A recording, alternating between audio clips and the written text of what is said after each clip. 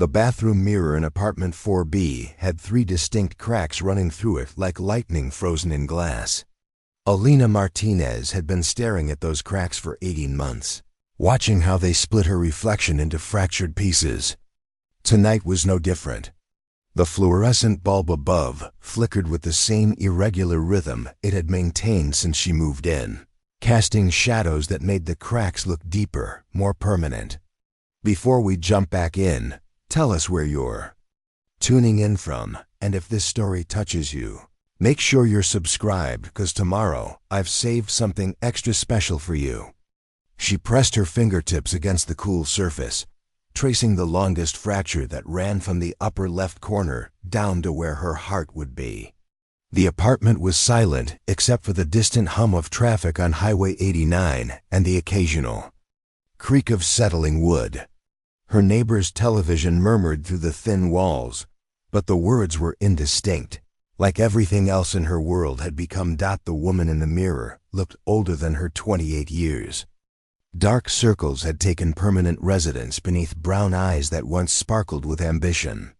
Her black hair, formerly her pride, now hung limp and unwashed against pale shoulders. The oversized sweater she wore hung loose on a frame that had grown thin from too many skipped meals and too many sleepless nights. "I'm too broken to love," she whispered to her fractured reflection, the words barely audible in the small space. It wasn't the first time she'd said those words, and she knew it wouldn't be the last. They had become her mantra, her shield, her excuse for the isolation she'd wrapped around herself like armor. The apartment behind her reflected in the mirror's undamaged sections. A studio space that cost her half her monthly disability check, furnished with thrift store finds and necessities. The Murphy bed was perpetually down, sheets twisted from another night of restless sleep. A small kitchen table held her laptop, closed now, surrounded by empty coffee cups and pill bottles with labels she'd long since memorized. Elena had been a teacher once. 3rd grade at Roosevelt Elementary in Phoenix. She'd loved those children, with their gap-toothed smiles and endless questions about everything from dinosaurs to why the sky was blue. Her classroom had been a wonderland of colorful posters, reading corners, and student artwork covering every available surface. She'd stayed late every day, helping struggling students, planning lessons that would make learning feel like magic. That was before the accident. Before the drunk driver ran the red light on that rainy Tuesday evening in March. Before the 3 surgeries, the physical therapy, the chronic pain that settled into her lower back like a permanent resident. Before the prescription that was supposed to help became the thing that nearly destroyed what was left of her life. The settlement money had seemed like a blessing at first. Enough to pay medical bills, enough to take time to heal, enough to start over.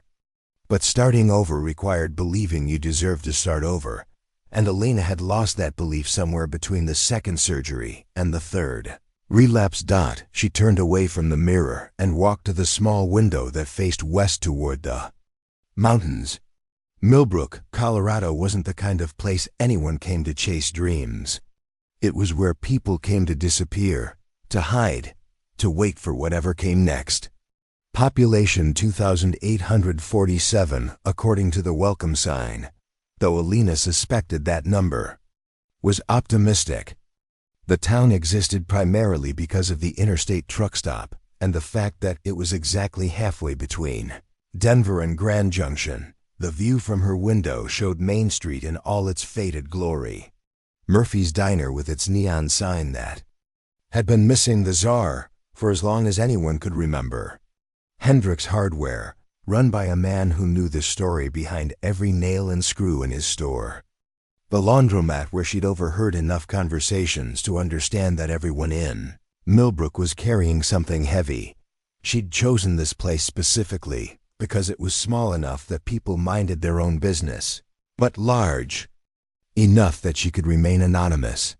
The disability checks arrived on schedule, she could afford the rent, and the pharmacy at Miller's Market filled her prescriptions without judgment.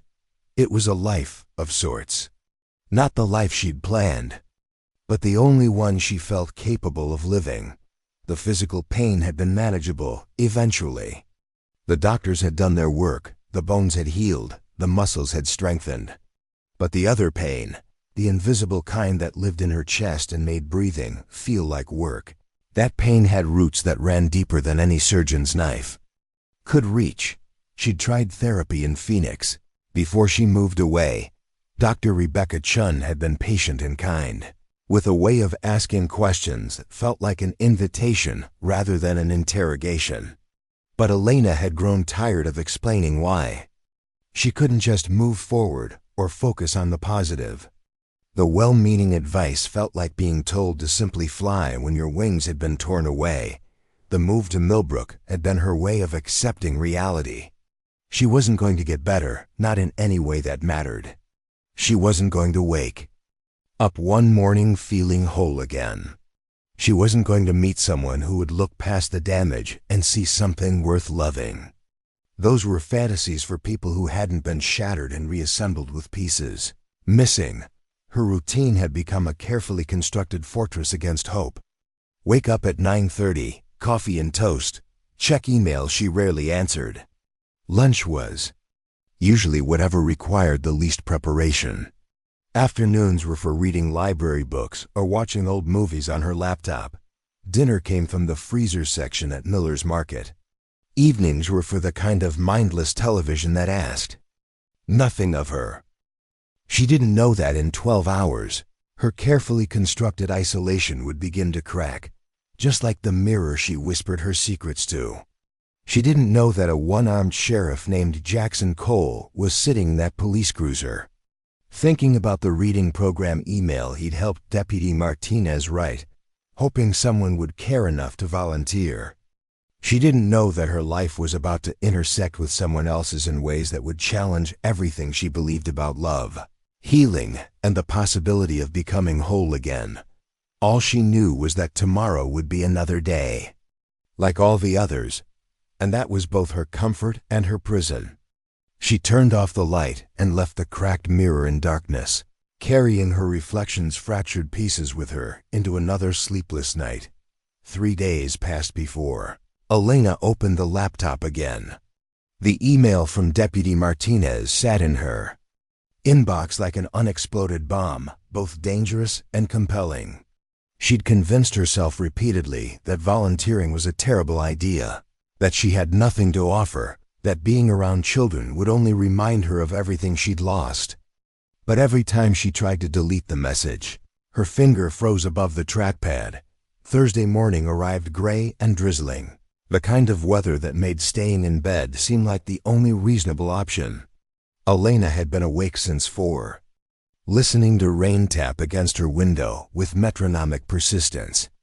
The sound reminded her of her childhood in Tucson, when summer storms would roll across the desert and transform the world into something green and possible. She made coffee and settled at her small table, the laptop screen casting pale light across her face. The volunteer email was still there, patient and waiting. Elena read it again, this time finishing every word. The program was called Stories Behind Bars, designed to maintain connections between incarcerated parents and their children through shared reading experiences. Volunteers would read age-appropriate books to children during supervised visits, creating positive memories and reinforcing the importance of literacy. The commitment was flexible. Volunteers could participate as often or as little as their schedules allowed. Martinez had included statistics about childhood literacy rates in low-income families, about the correlation between parental incarceration and educational outcomes, about the healing power of stories to bridge impossible distances. But it was the final paragraph that caught Elena's attention. We're not looking for perfect people.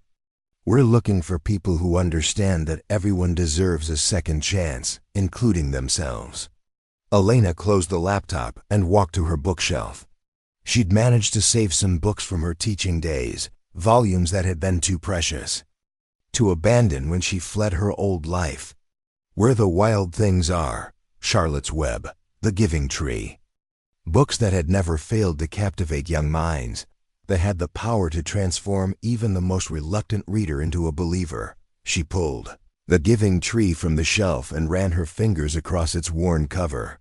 How many times had she read this story to her students? How many discussions had it sparked about love, sacrifice, and what it meant to care for someone else? The book fell open to a page she'd marked long ago, where the tree gives everything to the boy and finds happiness. In the giving, the irony wasn't lost on her. She'd taught children about trees that gave everything, about spiders who sacrificed themselves for friendship, about wild things who understood that love meant letting someone go home. But when it came to her own life, she'd chosen to give nothing, sacrifice nothing, love nothing. Safety had become her religion, and isolation from her church. The rain intensified, drumming harder against the glass. Elena found herself thinking about the children who would benefit from this program. Kids whose worlds had been turned upside down by circumstances beyond their control.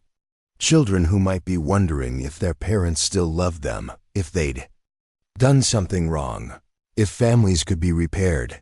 She knew something about having your world reorganized without your permission.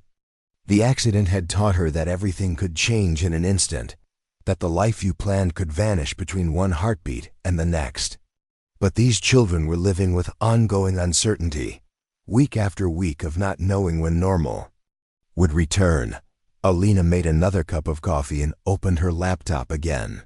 This time, instead of reading the volunteer email, she navigated to the Millbrook County Sheriff's Department website. The home page featured a photograph of the current sheriff, a man named Jackson Cole, who looked to be in his early 40s. The image showed him speaking to a group of elementary school students, his face animated with the kind of genuine smile that couldn't be faked. She clicked on his biography. Sheriff Cole had been elected 2 years ago after serving as a deputy for 8 years. Before law enforcement, he'd been a military police officer in the Army, serving 2 tours in Afghanistan. The bio mentioned his commitment to community policing and rehabilitation programs, his belief in second chances and restorative justice. What the bio didn't mention, but what Elena could see clearly in the photograph, was that Sheriff Cole's left arm ended just below the elbow. The sleeve of his uniform was pinned neatly, and he held himself with the confident posture of someone who'd made peace with his limitations. Elena stared at the photograph for a long time. Here was someone who'd lost something significant and found a way to keep serving others. Someone who'd faced his own brokenness and decided it didn't disqualify him from making a difference. The contrast with her own response to trauma was stark and uncomfortable. She navigated back to the volunteer email and, before she could reconsider, clicked reply. Deputy Martinez, she typed, then deleted it and started again. Dear Deputy Martinez, she wrote, then deleted that too. Finally, she settled on. Hello, I received your email about the reading program volunteer opportunity. I'm interested in learning more. I have experience working with children. I was an elementary school teacher in Phoenix before moving to Millbrook. Please let me know what the next steps would be. Elena Martinez. She read the message 3 times, deleted a sentence about her teaching background, then added it back. Finally, she closed her eyes and clicked send before her courage could abandon her. The response came back within an hour. Deputy Martinez wrote that she was thrilled to hear from Elena, that volunteers with teaching experience were especially valuable, and could Elena come in for a brief interview the following Monday at 2 p.m. The tone was warm and professional, with none of the probing questions Elena had feared, that left her 4 days to convince herself she hadn't made a terrible mistake. Elena spent Friday researching the county jail system, trying to understand what she'd committed herself to. The Millbrook County Correctional Facility was a minimum security institution that housed about 200 inmates, mostly people serving short sentences for nonviolent crimes. The visiting room where the reading program would take place was described as family-friendly, with colorful murals and child-sized furniture, Saturday brought sunshine and a restlessness Elena hadn't felt in months. Instead of her usual routine of coffee and old movies, she found herself walking through downtown Millbrook. The town looked different in bright light, less like a place people came to hide and more like a community with its own quiet dignity. She stopped at Murphy's Diner for lunch, something she'd never done before. The interior was classic small-town Americana, red vinyl booths, black and white checkered floor, a counter where locals gathered to solve the world's problems over coffee and pie.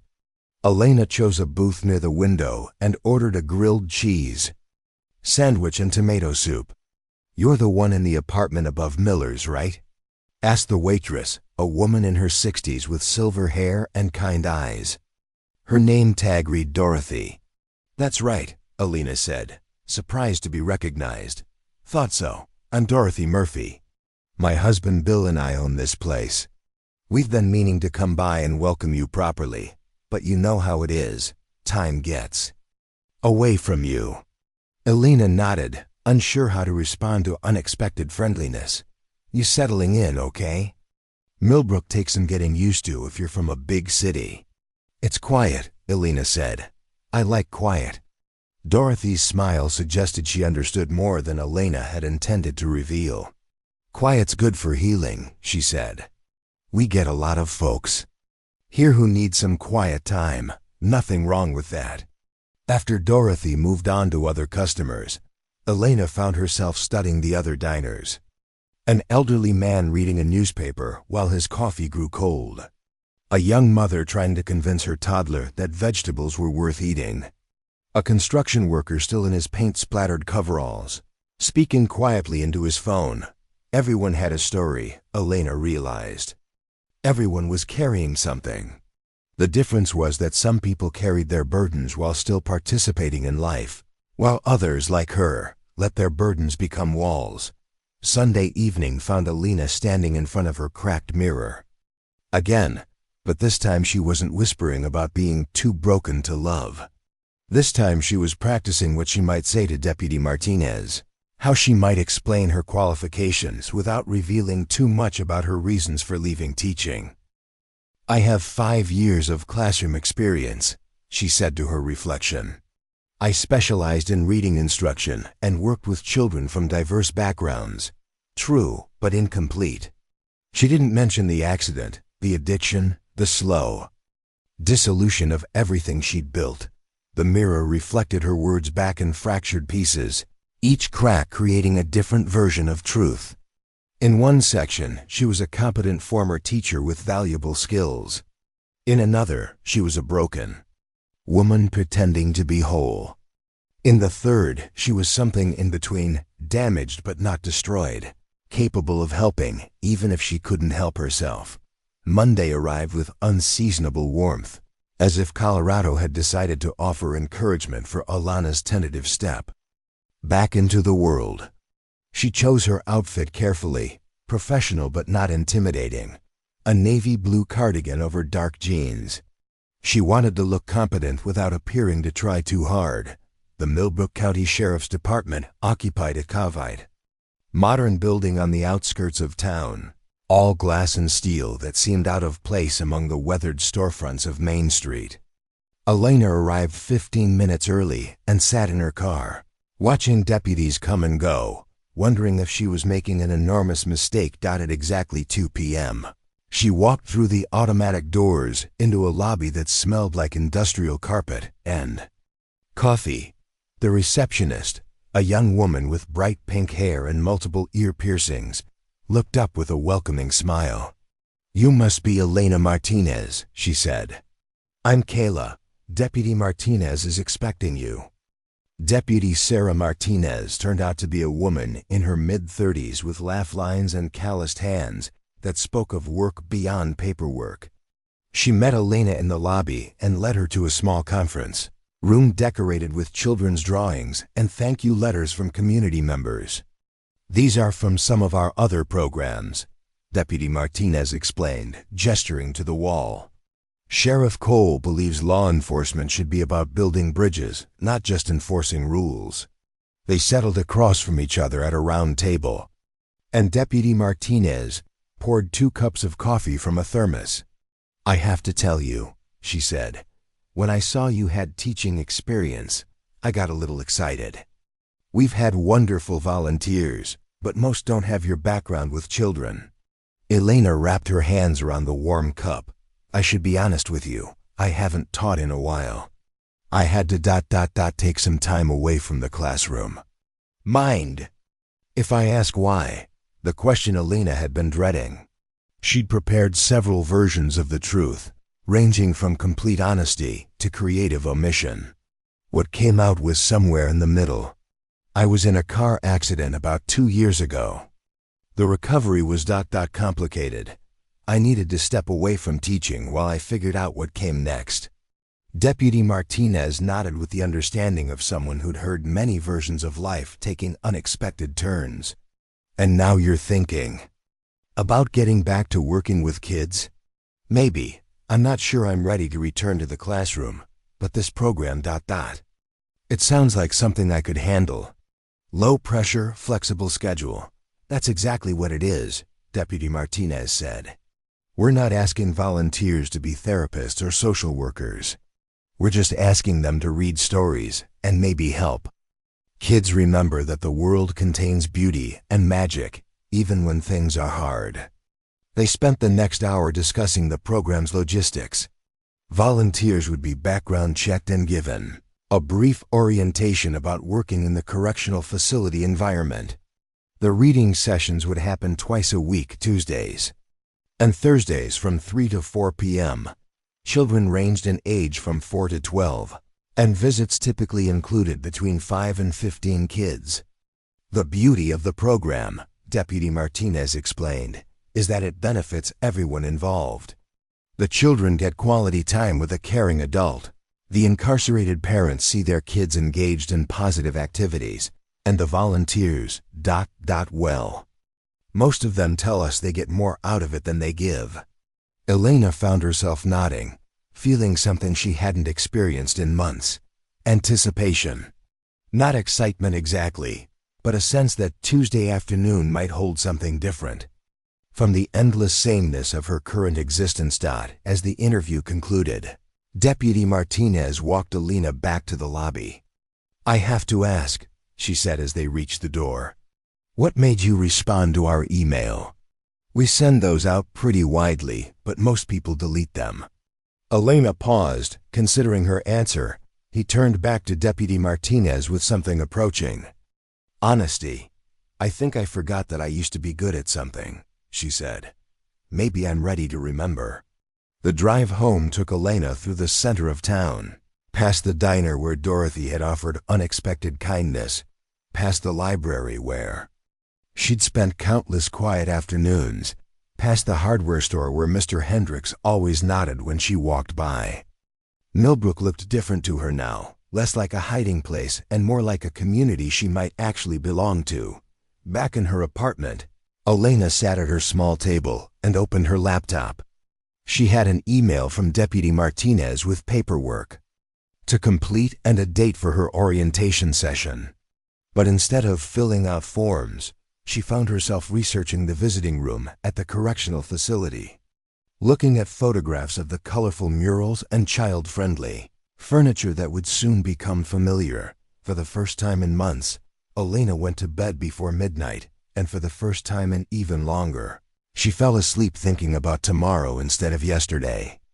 She didn't know that Sheriff Jackson Cole had personally reviewed her volunteer application, that he'd been impressed by her teaching background and intrigued by someone who'd chosen to hide in Millbrook, just as he had years earlier. She didn't know that her decision to volunteer would soon bring her face to face with someone who understood exactly what it meant to rebuild a life from broken pieces.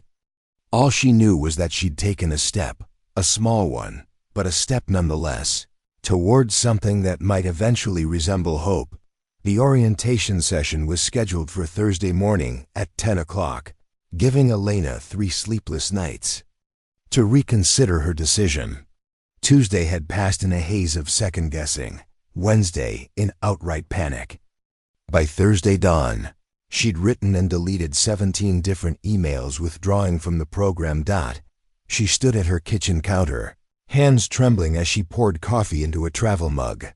The background check had come back clean, the paperwork was complete, and Deputy Martinez had called twice to confirm her attendance. There was no graceful way to back out now, even though every instinct screamed that she was about to expose herself to exactly the kind of emotional vulnerability she'd spent 2 years avoiding.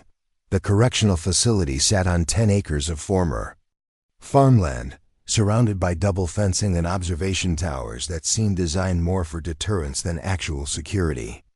Elena parked in the visitor lot next to a minivan covered in children's handprints and a pickup truck with a "My son is coming home" bumper sticker.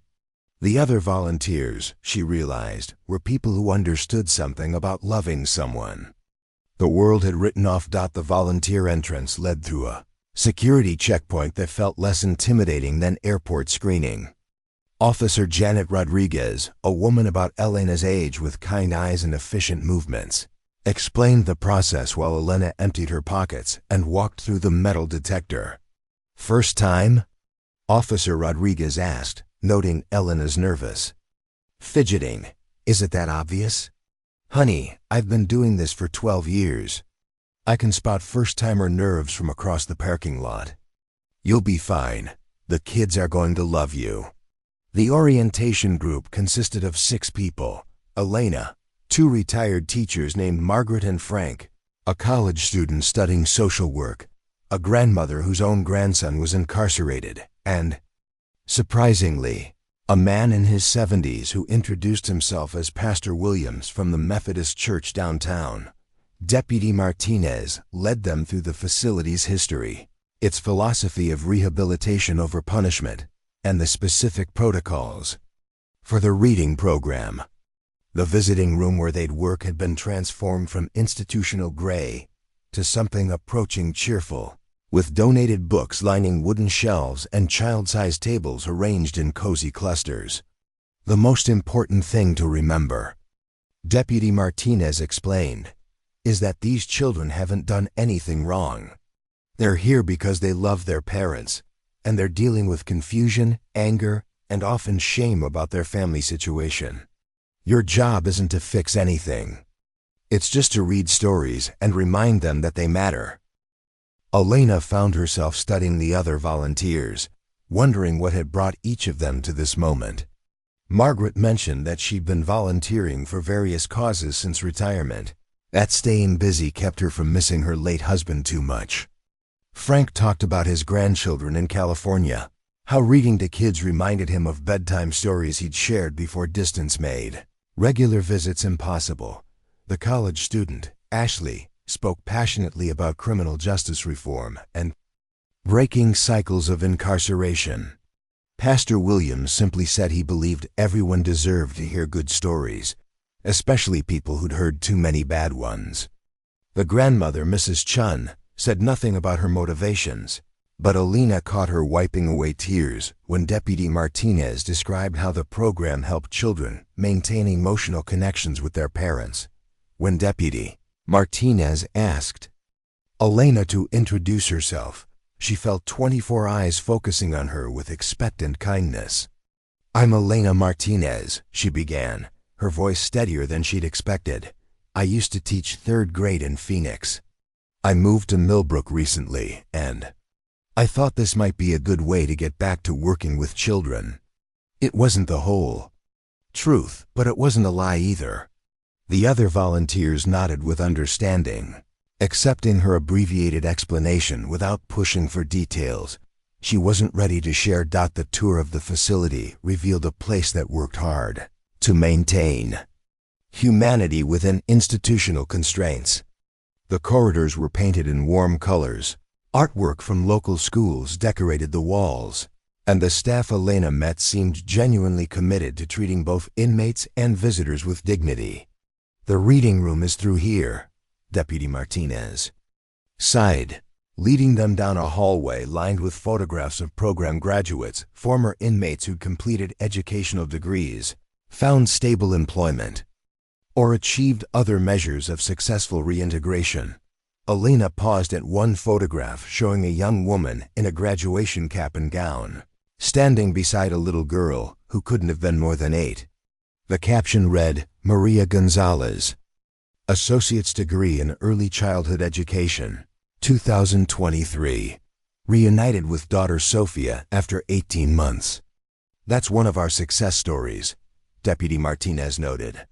Maria was in for drug possession, lost custody of Sophia while she was serving her sentence. She participated in our education programs, completed addiction treatment, and now she's working at a daycare center in Grand Junction. Sophia comes to our summer reading program every year, even though she doesn't need to anymore. The reading room itself was a testament to community investment.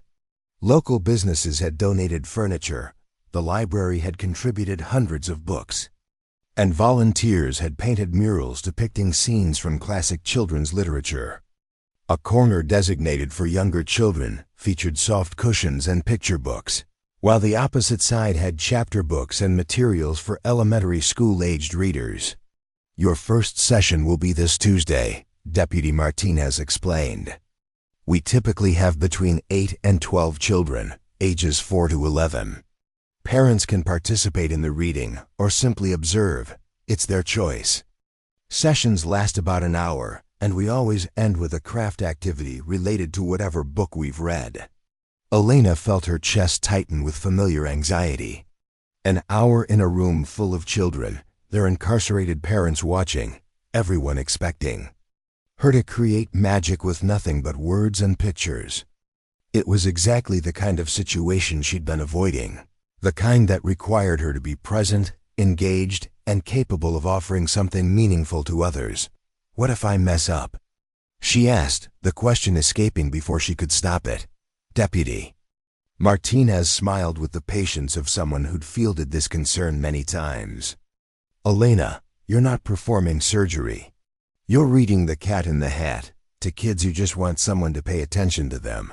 There's no way to mess that up." But Alina knew there were countless ways to mess up. She could freeze in front of the group, her voice disappearing the way it had during the panic attacks that had ended her teaching career. She could say something wrong, ask an inappropriate question, trigger memories that were better left undisturbed.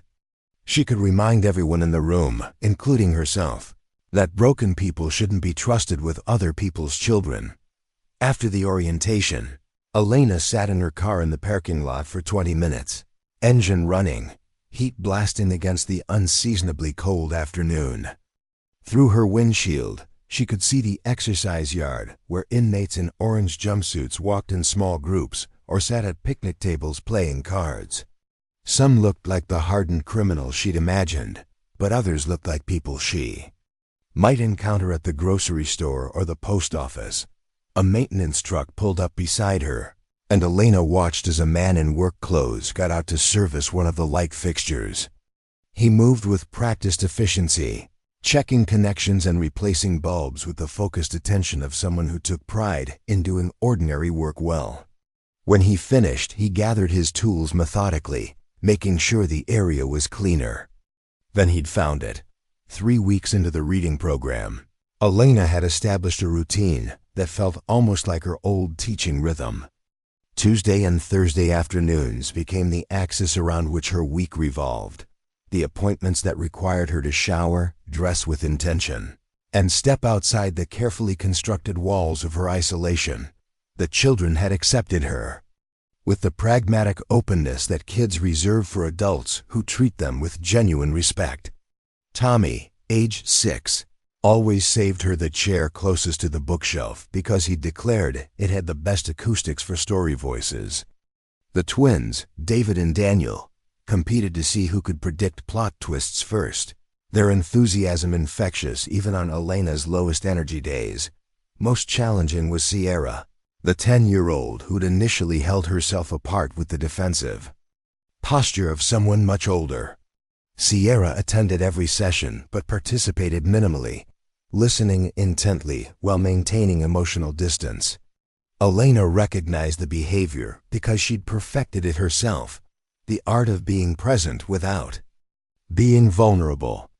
She's been coming for 6 months, Deputy Martinez had explained after Elena asked about Sierra's guardedness. Her mom's serving 18 months for embezzlement. Sierra blames herself, thinks if she'd been a better kid, her mom wouldn't have. Needed the money she took from her employer. Elena understood that particular brand of misplaced guilt intimately. After her accident, she'd constructed elaborate scenarios where her choices could have prevented the collision, leaving work 5 minutes earlier or later, taking a different route home, stopping for gas instead of driving straight through. The human mind, she'd learned, would rather accept blame than acknowledge the terrifying randomness of catastrophe. During their 4th session together, while Margaret read to the younger children and Pastor Williams helped with a craft project, Elena found herself sitting beside Sierra at the table designated for older kids. Instead of launching into a book, she began sorting through her collection, making small observations about each title. This one's about a girl who moves to a new school and has to figure out how to make friends, Elena said, holding up the new girl. And this one's about a boy whose parents get divorced, and he thinks it's his fault. Sierra's attention sharpened, though she maintained her carefully neutral expression. Is it his fault? No, Elena said simply. But he doesn't know that for most of the book. He spends a lot of time trying to fix something that was never broken because of him. What happens at the end?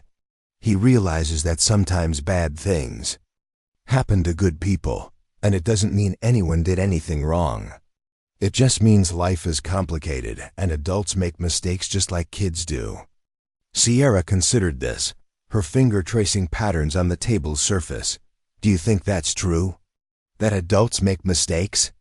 Elena set the book aside, recognizing the conversation they were really having. I think adults make huge mistakes. Sometimes. I think they do things that hurt people they love, not because they want to, but because they're scared or confused or dealing with problems that feel too big to handle. And the kids just have to wait for the adults to figure it out? The question hit Elena with unexpected force, because it crystallized something she'd been grappling with since she started volunteering. These children were living in the space between other people's choices and their own powerlessness, trying to make sense of circumstances they couldn't control or change. Sometimes, Elena admitted, but kids aren't as powerless as they think. They can choose how they respond to difficult situations. They can choose to be kind to themselves and to other people.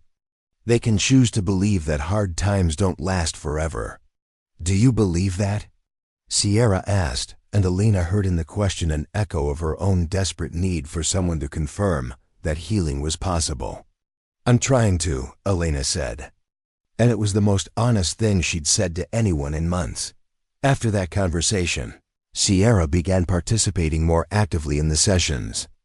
She volunteered to read passages aloud, contributed to discussions about character motivations, and even smiled occasionally at Elena's dramatic interpretation of dialogue.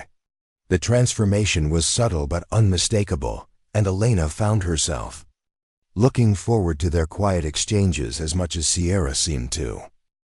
She also discovered that Sheriff Cole's background was more complex than his department biography suggested. A military police officer for 8 years, he'd lost his arm in an IED explosion during his second deployment to Afghanistan. After his medical discharge, he completed a master's degree in criminal justice with a focus on rehabilitation programs, writing his thesis on the relationship between family connections and successful re-entry. The man who'd thanked her for representing the reading program was someone who understood exactly what it meant to rebuild a life after catastrophic loss. He'd taken his own brokenness and transformed it into a philosophy of service, a commitment to helping other people avoid the worst consequences of their worst moments. Elena closed the laptop and walked to her bathroom mirror, studying her reflection in the familiar cracks. The woman looking back at her wasn't the same person who'd whispered about being too broken to love. This woman showed up twice a week to read stories to children who needed her. This woman had impressed a state inspector with her competence. and compassion. This woman was part of a program that was changing lives. The cracks in the mirror were still there, but Elena realized they no longer seemed like evidence of irreparable damage.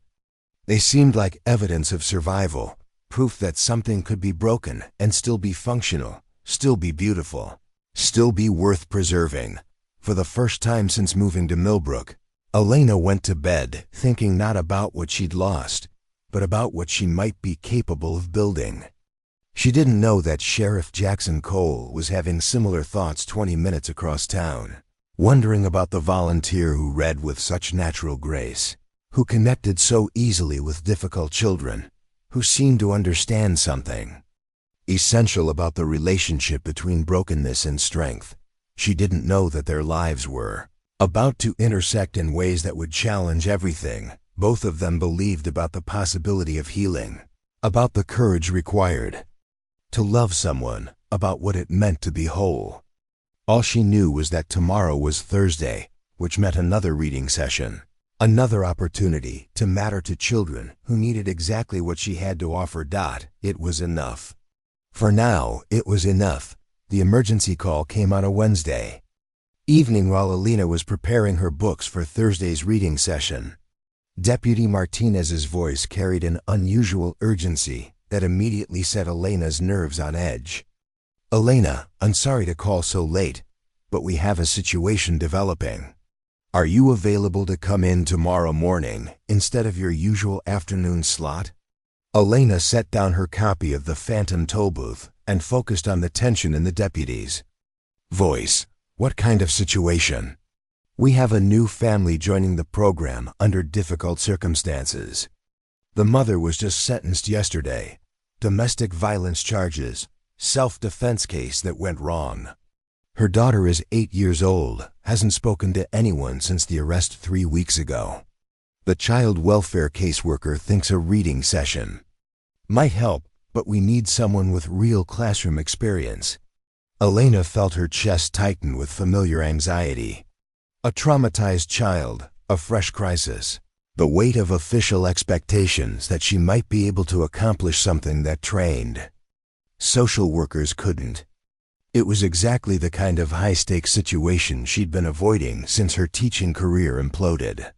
"I don't know if I'm the right person for this," she said carefully. "I'm not a therapist and I haven't worked with trauma cases."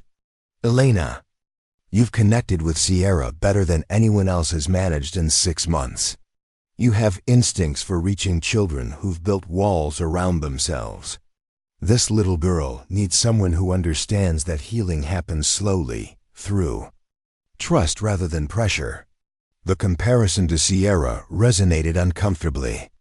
Elena had indeed developed a special rapport with the guarded 10-year-old, but that relationship had evolved gradually over weeks of patient interaction.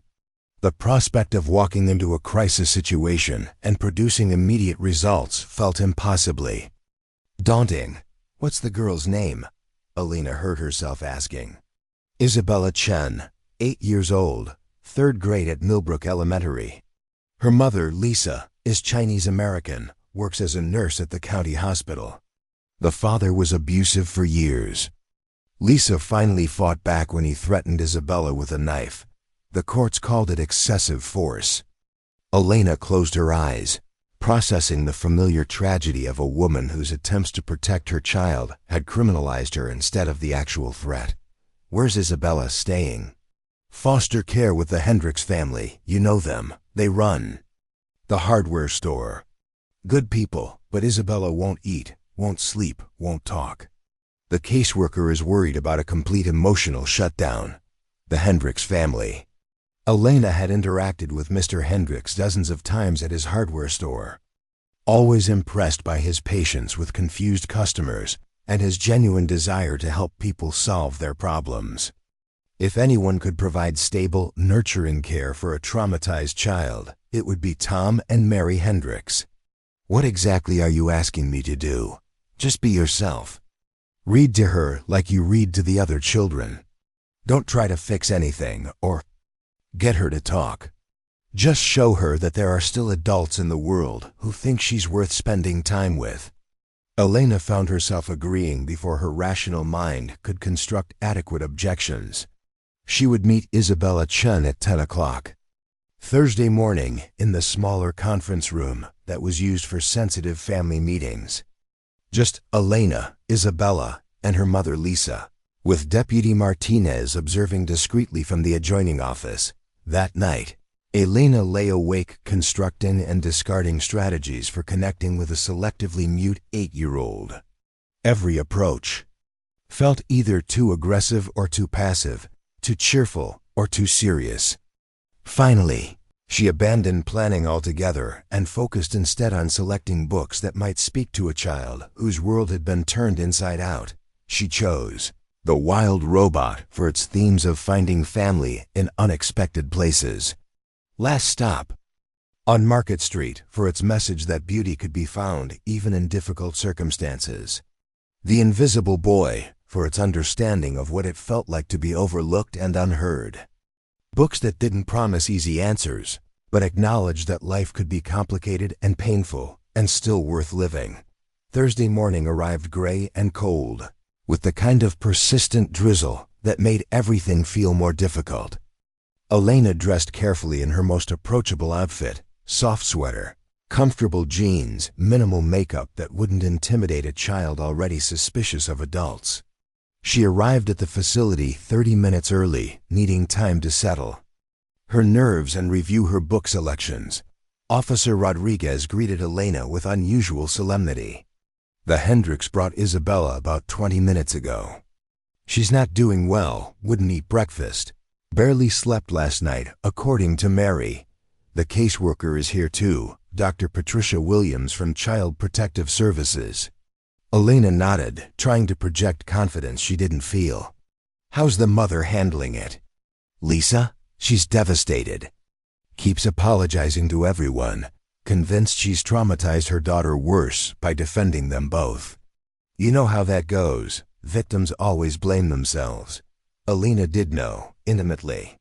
The twisted logic that convinced people they were responsible for the violence done to them, that their attempts at self-preservation had somehow made everything worse.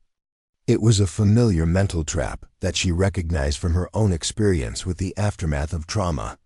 The conference room had been arranged thoughtfully, child-sized chairs arranged around a small table, soft lighting, and a few stuffed animals borrowed from the children's play area. Isabella sat in the chair farthest from the door, her small frame dwarfed by the adult-sized space around her. Her dark hair was braided neatly, and she wore a purple sweater that someone had clearly chosen to make her feel special.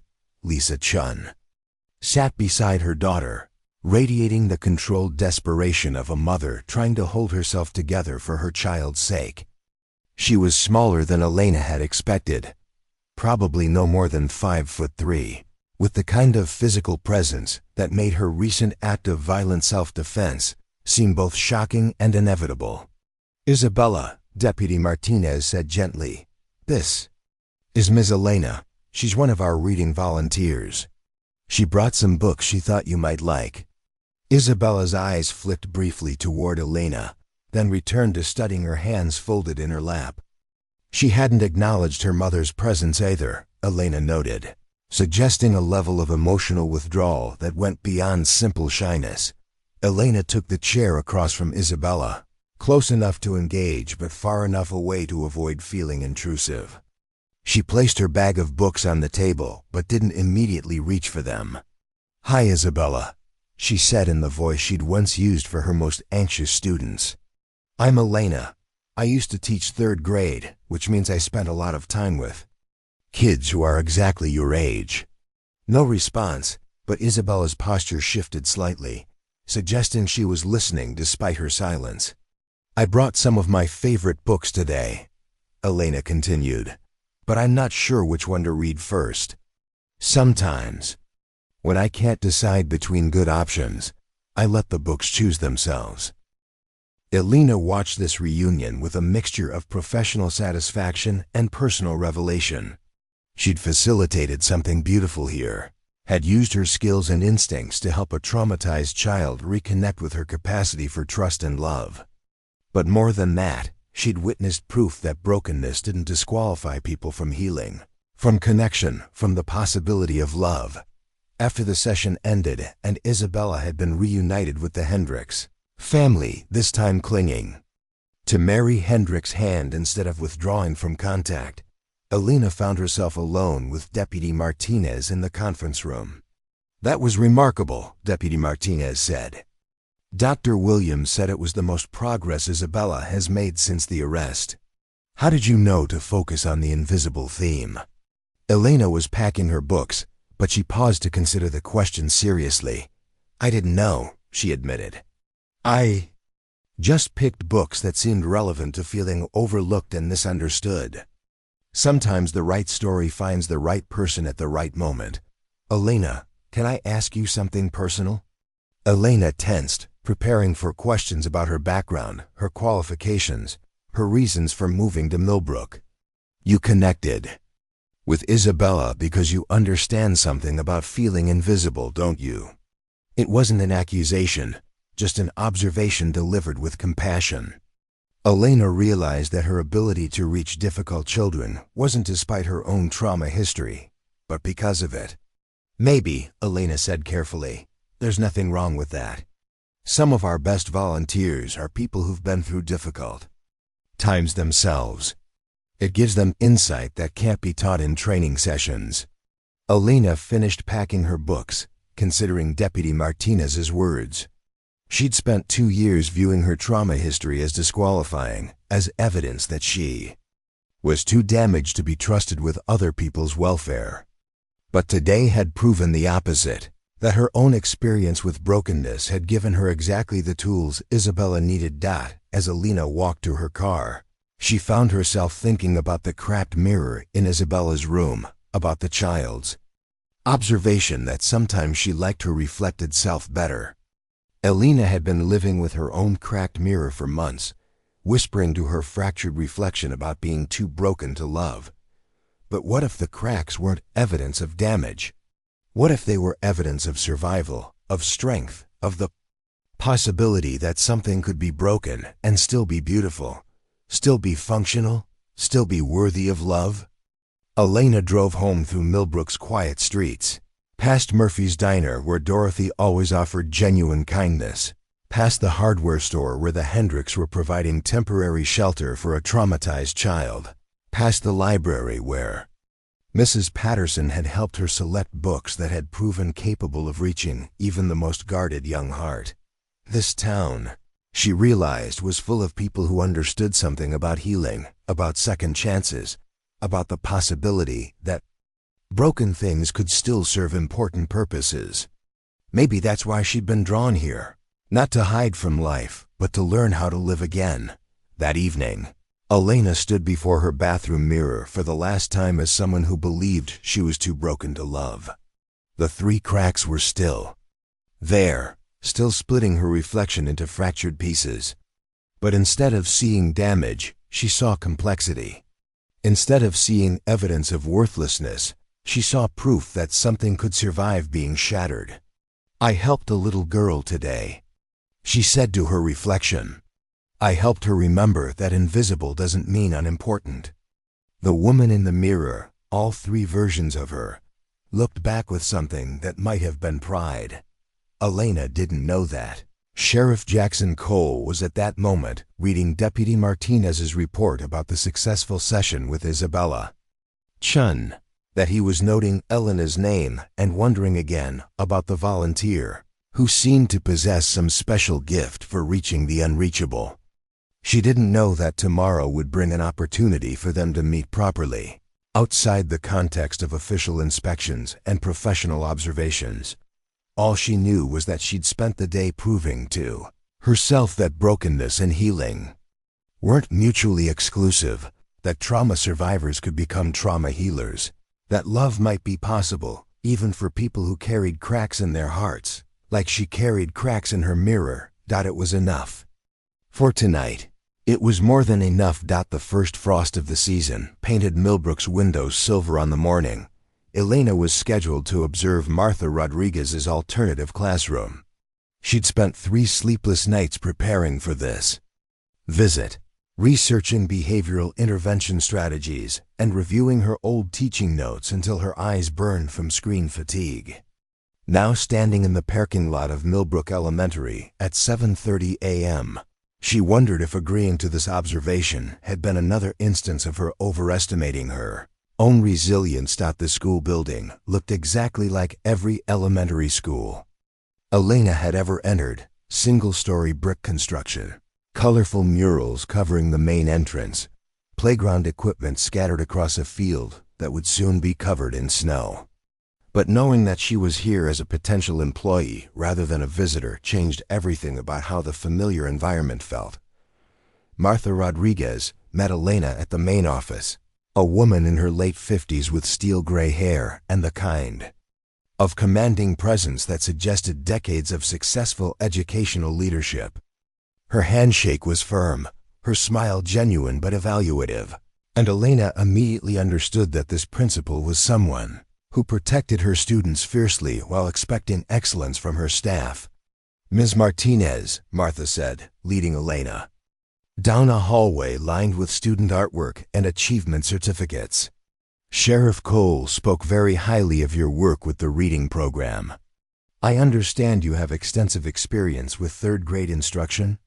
"5 years at Roosevelt Elementary in Phoenix," Elena confirmed, her voice steadier than she felt.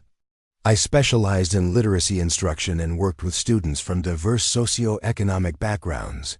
"And you left teaching because of medical issues?" The question was direct but not unkind, and Elena appreciated Martha's straightforward approach. There would be no dancing around the gaps in her resume, no pretending that her career transition had been voluntary.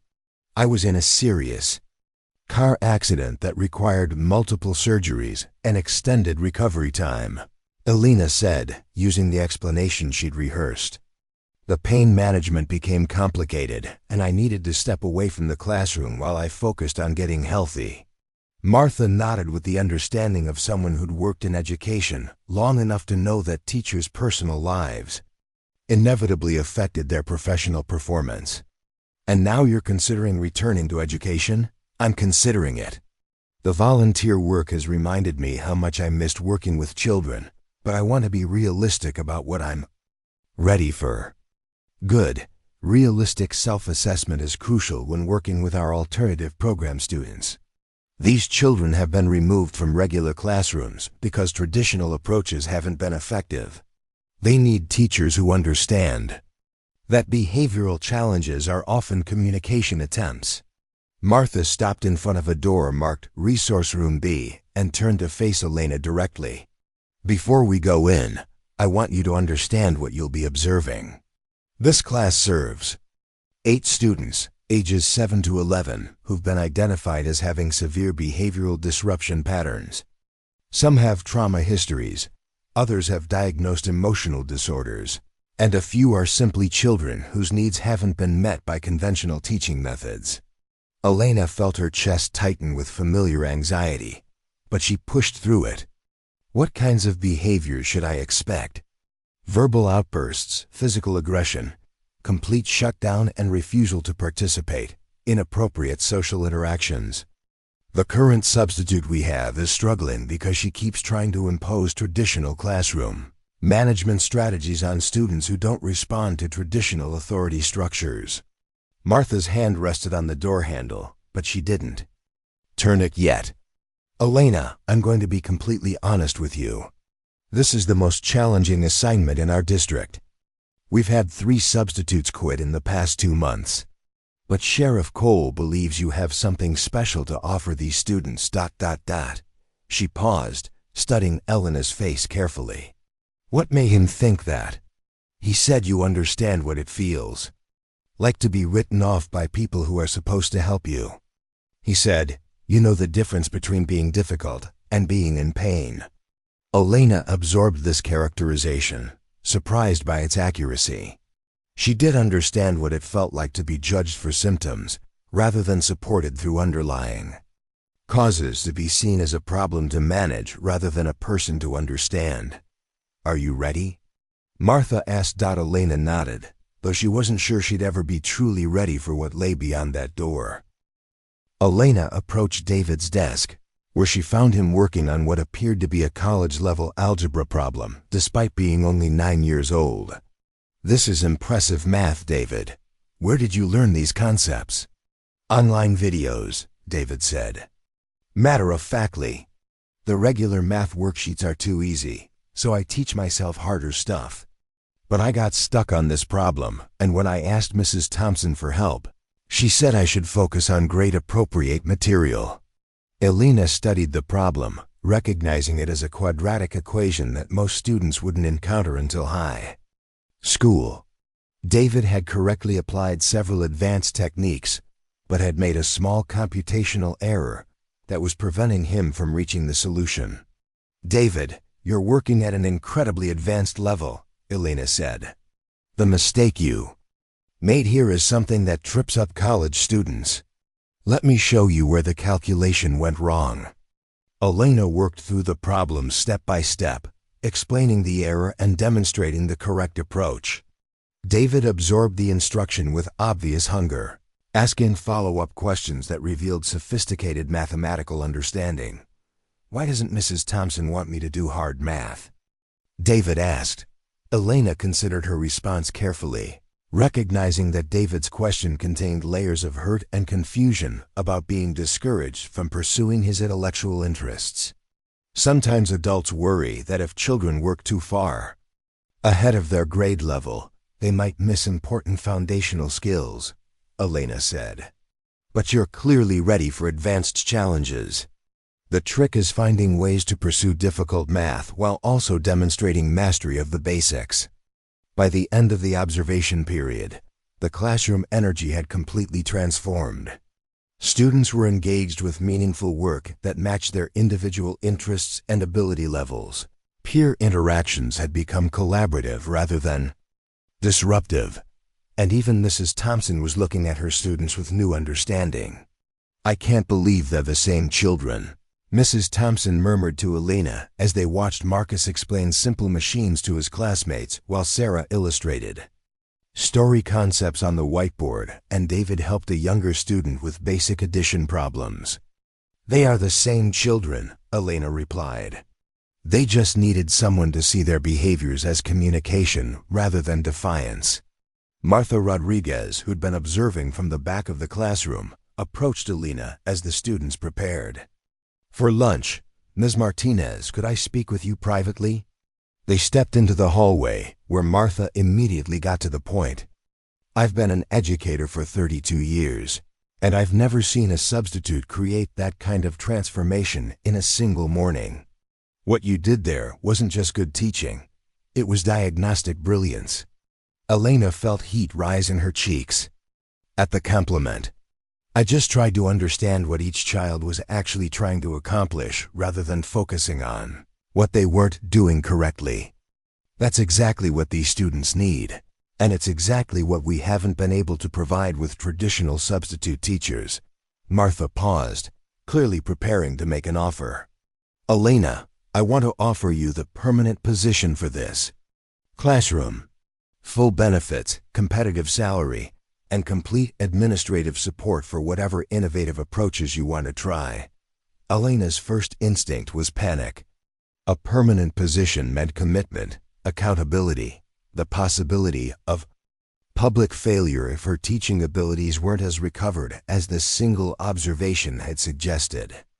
"I appreciate the offer," Elena said carefully, "but I'm not sure I'm ready for a permanent commitment. Could we perhaps try a longer-term substitute arrangement first? Maybe a month or two to see how things develop?" Martha considered this proposal, clearly weighing her need for classroom stability against Elena's reasonable caution. "I could offer you a semester-long contract with the possibility of converting to permanent status if things go well. That would give you time to build relationships with the students and gain confidence in your abilities." The compromise felt manageable to Elena, offering enough security to make real progress with the students while preserving an exit strategy if her old anxieties resurged. "I'd like to think about it over the weekend," Elena said. "This is a big decision, and I want to make sure I'm making it for the right reasons. Of course, Take all the time you need.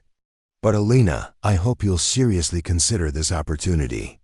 Those children responded to you in ways I haven't seen before, and I think you could make a real difference in their educational trajectories."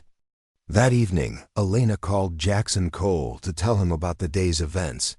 His response was immediate and enthusiastic. "Elena, that's incredible. Martha called me this afternoon.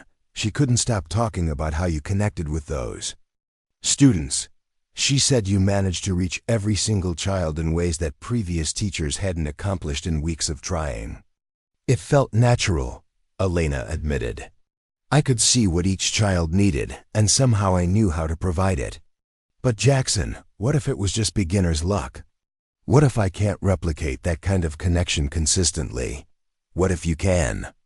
Jackson countered. "Elena, you've been so focused on protecting yourself from potential failure that you're not considering the possibility of genuine success." His words hit her with unexpected force.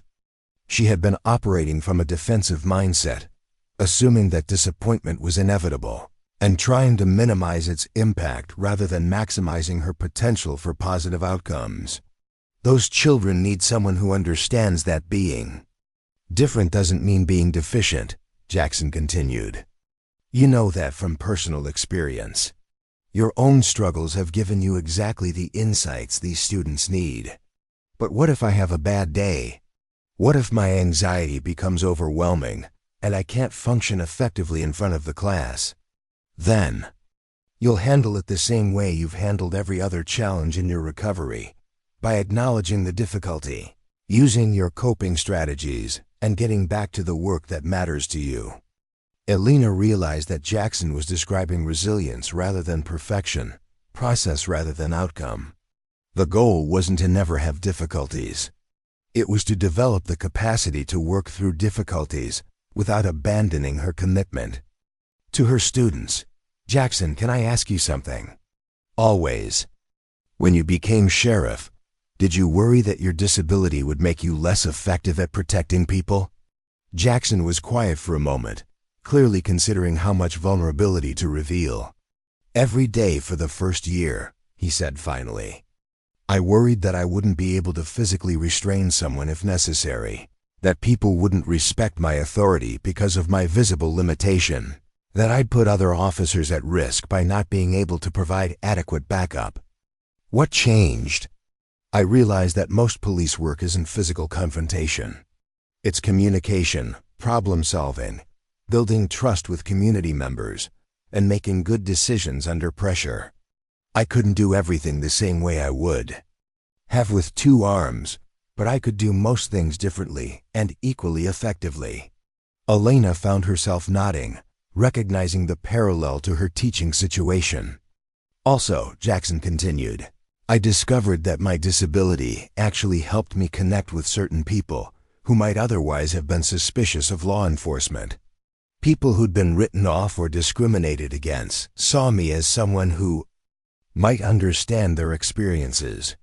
Like my trauma history might actually help me understand these students better." "Exactly. Elena, you're not going into that classroom despite your difficulties. You're going in because of what your difficulties have taught you about resilience, adaptation, and the importance of seeing people as more than their worst moments." After ending the call with Jackson, Elena sat at her kitchen table and made a decision that surprised her with its clarity.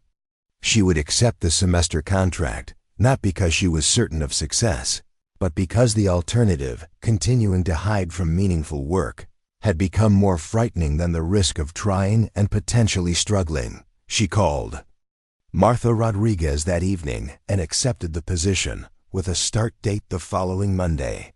The weekend would give her time to prepare materials, set up her classroom environment, and mentally rehearse the approaches she wanted to try with each student.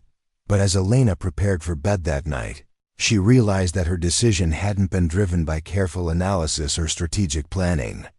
It had been driven by recognition, the recognition that David, Marcus, Sarah, and the other students in that classroom were versions of herself at different ages, children who'd been told they were too difficult, too different, too much trouble.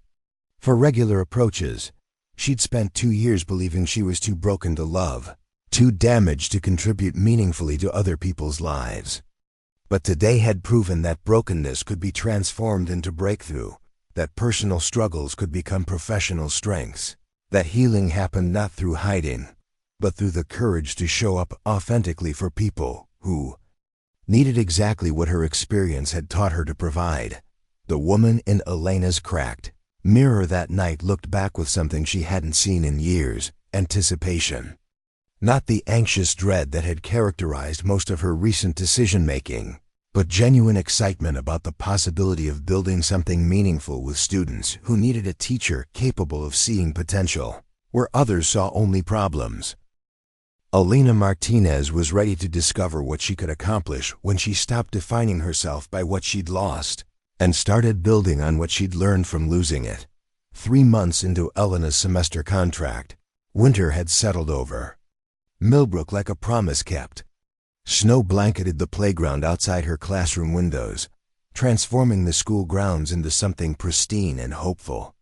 Inside Resource Room B, 8 students who'd once been labeled behavioral problems were quietly revolutionizing what healing could look like in an educational setting. The transformation hadn't happened overnight.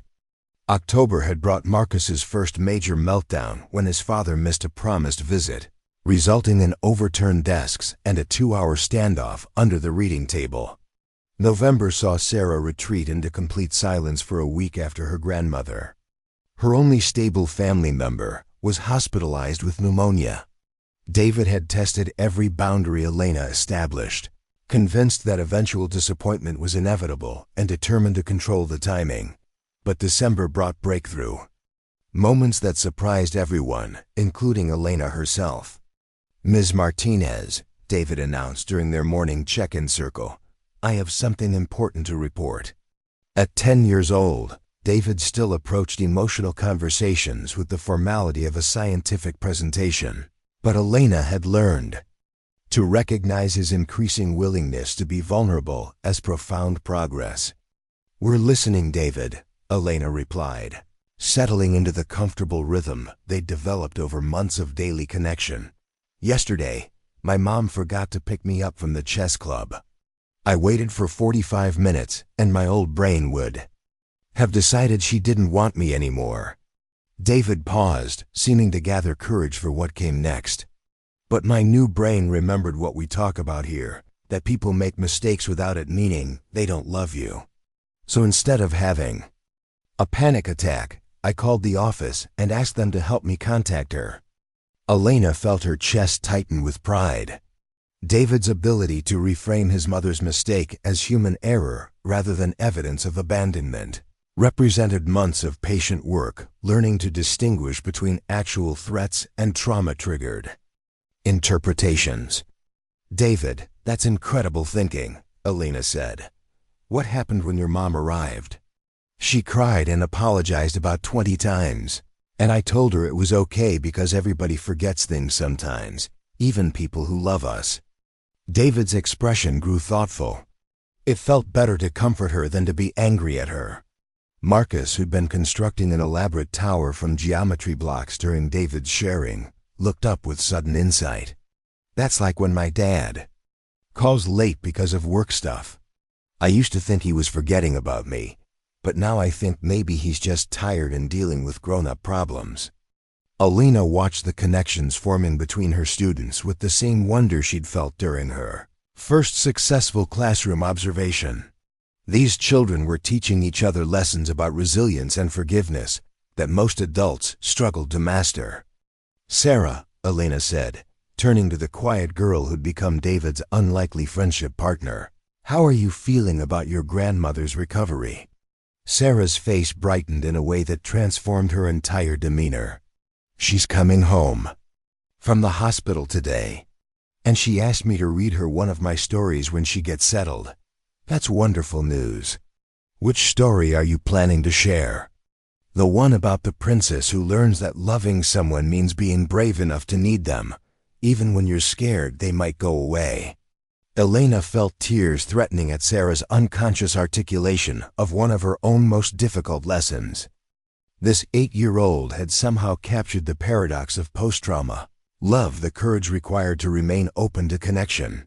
Despite having learned that loss was always possible, the morning circle continued with Jasmine sharing her excitement about her mother completing a job training program, with Marcus describing his latest engineering project inspired by bridge construction videos, with each child contributing some piece of their evolving understanding of themselves and their world. But it was the absence Alina noticed most keenly. Isabella Chun's empty desk served as a daily reminder of the phone call she'd received 3 weeks earlier from Deputy Martinez. "Elena, I'm calling with news about Isabella and her mother," Deputy Martinez had said, her voice carrying an unusual mix of concern and excitement. "Lisa Chun has been offered a nursing position at Denver Children's Hospital. Excellent opportunity. Great benefits, chance for them to start completely fresh." Elena had felt her heart sink even as she recognized the positive nature of the news. When would they be moving? 2 weeks. "I know this is sudden, but Lisa wants Isabella to have the chance to grow up somewhere their story isn't known by everyone they meet. She thinks a big city might offer more opportunities and less judgment." Elena had understood Lisa's reasoning completely. Millbrook was a town where everyone knew everyone else's business, where Isabella would always be the little girl whose mother went to jail for defending them. Denver offered anonymity and possibility, the chance to be defined by future choices, rather than past circumstances. But saying goodbye to Isabella had been one of the most difficult professional experiences Elena had ever navigated. The child who'd once refused to speak had clung to Elena during their final reading session, whispering promises to write letters and asking if Ms. Martinez would visit if they were ever back in Colorado. "You taught me that being scared and brave at the same time is okay," Isabella had said during their goodbye. "I'm going to remember that forever." Elena had given Isabella a carefully selected collection of books, stories about children who moved to new places, about families who rebuilt after difficult times, about the courage required to start over. She'd also included her personal email address and a promise to respond to any letter Isabella wanted to send. The first email had arrived within a week, a photo of Isabella's new bedroom with books arranged on shelves that her mother had painted to look like a rainbow. The second came 2 weeks later, a scan of a story Isabella had written about a teacher who helped children understand that their feelings were normal. The third, just last week, contained news that Isabella had made her first friend at her new school and was planning to start a reading club. Elena kept these emails in a special folder, evidence that healing could be portable, that the connections formed in her classroom could sustain children even when circumstances required separation. "Ms. Martinez?" Marcus's voice interrupted Elena's thoughts about Isabella. "Are you sad about something?" Elena realized she'd been staring at Isabella's empty desk with obvious melancholy, and her students had noticed her emotional state with the heightened awareness that trauma survivors often developed. "I was thinking about Isabella," Elena admitted. "I miss her, and I hope she's happy in her new school. We could make her a video message," Sarah suggested with the problem-solving enthusiasm that had replaced her previous tendency toward withdrawal. "We could tell her about all the things that are happening here and ask her to tell us about Denver." David immediately began organizing the logistics. "We could film it during afternoon project time, and everyone could share something they want Isabella to know." Elena felt her sadness transforming into gratitude for these children who'd learned to respond to loss with connection rather than withdrawal, who'd developed the capacity to maintain relationships across distance and time. "That's a beautiful idea," Elena said. "We'll work on that this afternoon." The rest of the morning proceeded with the comfortable rhythm they'd established, individualized academic work punctuated by collaborative projects, moments of focused instruction balanced with opportunities for peer support. Elena moved through the classroom like a conductor orchestrating a complex but harmonious performance, providing scaffolding where needed while allowing her students the Autonomy to direct their own learning. It was during lunch that Martha Rodriguez appeared in Elena's doorway with an expression that suggested significant news. "Elena, do you have a few minutes?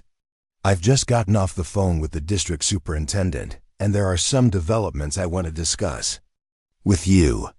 Elena followed Martha to her office, trying to read the principal's expression for clues about whether the news would be positive or concerning. Martha's poker face revealed nothing until they were seated across from each other with the door closed. "Elena, your semester contract expires in 6 weeks, Martha began, "and I've been documenting your progress for my year-end report to the district. The transformation in your students' academic performance and behavioral indicators has been nothing short of remarkable." Elena felt her chest tighten with anticipation. "Thank you. Working with these children has been the most meaningful experience of my teaching career.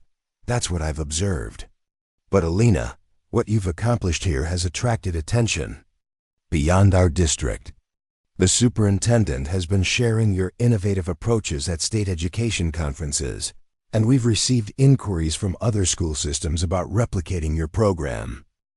Elena wasn't sure whether this attention was good news or a source of potential pressure and scrutiny that she wasn't ready to handle. What kind of inquiries? "The Colorado Department of Education wants to fund a pilot program based on your trauma-informed integration model. They're proposing a 3-year grant that would allow you to train other teachers, develop curriculum materials, and research the long-term outcomes of your approach." Elena felt overwhelmed by the scope of what Martha was describing. "Martha, I'm flattered, but I'm not sure I'm qualified to lead that kind of initiative. I'm still figuring out what works day by day." "Elena, that's exactly what makes you qualified. You're not implementing someone else's theory. You're developing practical solutions based on direct experience with both trauma and recovery. Authenticity of your approach is what makes it effective." Martha leaned forward, her expression growing more intense. "This grant would provide funding for a full research team, administrative support, and the opportunity to affect educational policy at the state level. You'd be creating something that could help thousands of children who are currently underserved by traditional approaches." Elena realized that Martha was offering her the chance to transform her personal healing journey into systemic change, to ensure that other trauma survivors wouldn't have to navigate recovery in isolation the way she had. "What would it involve specifically?" "You'd maintain your current classroom as a demonstration site while also training cohorts of teachers from other districts. You'd work with university researchers to document your methods and outcomes. Most importantly, you'd have the resources to refine and replicate what you've created here." Elena found herself simultaneously excited and terrified by the possibility. 6 months ago, she'd been convinced she was too broken to teach a single classroom effectively. Now she was being asked to lead statewide educational reform. "I need time to think about this," Elena said carefully. "It's a much larger commitment I expected when I agreed to a semester contract. Of course, take all the time you need. But Elena, I want you to consider something. You've already proven that trauma survivors can become exceptional trauma-informed educators. This grant would give you the platform to prove that healing-centered education can work at scale." That afternoon, Elena found herself standing in her empty classroom after the final bell, processing the magnitude of the opportunity Martha had presented. Through her windows, she could see parents arriving to pick up children, teenagers walking home from the high school, the ordinary rhythms of a community going about its daily business. 6 months ago, she'd been hiding in this same community, convinced that her trauma history disqualified her from meaningful participation in other people's lives. Today, she was being asked to lead educational reform that could affect children across the entire state. Her phone buzzed with a text from Jackson. "Free for dinner tonight? I have something important I want to discuss with you." Elena smiled at the timing. Over the past 3 months, Her relationship with Jackson had evolved from cautious friendship to something deeper and more committed. They'd navigated the complexity of small-town dating, where everyone knew everyone else's business, the challenge of balancing demanding careers with personal connection, and most significantly, the vulnerability required to love someone while still healing from previous trauma.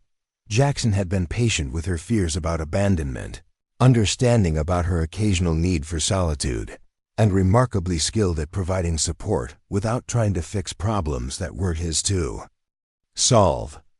Elena had learned to appreciate his own journey toward wholeness, his perspective as someone who'd transformed personal loss into professional service. "Absolutely," Elena texted back. "I have news to share too."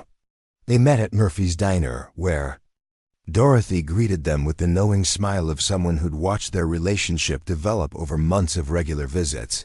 The restaurant had become their unofficial headquarters for important conversations, a place where they could talk without interruption while surrounded by the comfortable familiarity of their adopted community. "You first," Jackson said after they'd ordered their usual meals. Chicken fried steak for him, grilled salmon for her, coffee for both, despite the late hour. Elena described Martha's visit, the grant opportunity, and her mixed feelings about the possibility of leading such a significant initiative. Jackson listened with the focused attention that had become one of the things she loved most about him, asking clarifying questions without trying to influence her decision-making process. "Elena, that's incredible," he said when she finished. "But you seem uncertain about it." "I keep thinking about the gap between where I was 6 months ago and where this opportunity would take me. It feels like too big a leap, like I might be setting myself up for public failure on a much larger scale." Jackson reached across the table and took her hand, a gesture that still sent warmth through her chest despite months of growing intimacy. "Can I share something with you?" he said. "When I was offered the sheriff position here, I had exactly the same fears. I was convinced that I wasn't ready for that level of responsibility, that my disability would be exposed as disqualifying. Under the pressure of real leadership challenges." "What changed your mind?" "I realized that readiness isn't about having all the answers before you start. It's about having the commitment and skills to figure things out as you go, and the humility to ask for help when you need it." Elena found herself nodding, recognizing the wisdom in Jackson's perspective. "Also," he continued, "I had people around me who believed in my capabilities even when I didn't believe in them myself. People who saw my experience with adversity as an asset rather than a liability. Like Martha seeing my trauma history as qualifying me for this work rather than disqualifying me from it." "Exactly. Elena, you've already transformed 8 children's educational experiences in ways that traditional approaches couldn't accomplish. The grant would just give you the resources to do the same thing for more children." Elena realized that Jackson was right. The scale would be different, but the essential work would remain the same, creating environments where trauma survivors could heal through connection and authentic relationship. "What was the important thing you wanted to discuss?" Elena asked, shifting focus to Jackson's mysterious agenda for their dinner. Jackson's expression grew simultaneously nervous and determined, and Elena felt her heart rate increase as she recognized the gravity of whatever he was preparing to say. "Elena, these past 3 months with you have been the most meaningful of my adult life," he began, his voice steady despite obvious emotion. "You've shown me what it looks like to build a relationship based on authenticity rather than performance, on mutual support rather than trying to fix each other's problems." Elena felt tears threatening as she recognized the direction of his words. "I know we've both been cautious about making long-term commitments because of our histories with loss and disappointment," Jackson continued. "But I've reached a point where the risk of not telling you how I feel seems greater than the risk of vulnerability." He reached into his jacket pocket and withdrew a small velvet box, setting it on the table between them. "Elena Martinez, I love your courage, your compassion, your ability to see strength where other people see brokenness. I love how you've taught me that healing happens in relationship with people who understand both struggle and hope. Elena's tears were flowing freely now, and she was dimly aware that other diners were beginning to notice their conversation.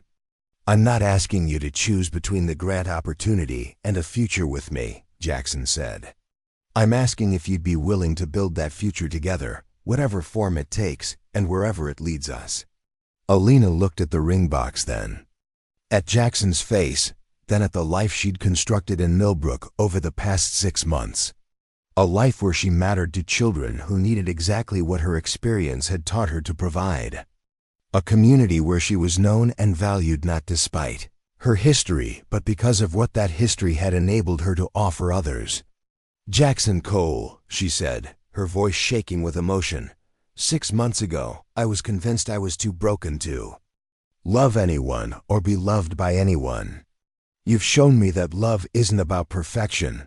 It's about showing up authentically for someone who needs exactly what your particular combination of strength and scars has taught you to give. She developed relationships with the people in town, but they were surface-level interactions built on polite distance. Linda at the market always asked how she was doing and accepted fine as a complete answer.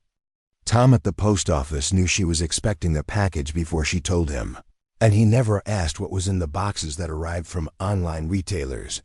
Dr. Harrison at the clinic renewed her prescriptions and checked her blood pressure without trying to fix what wasn't technically broken. It was a sustainable existence, Elena told herself. She wasn't hurting anyone, including herself. She paid her bills, kept her apartment clean, and bothered no one. If she sometimes felt like she was watching her life from outside her body, like an observer rather than a participant, that was simply the price of safety.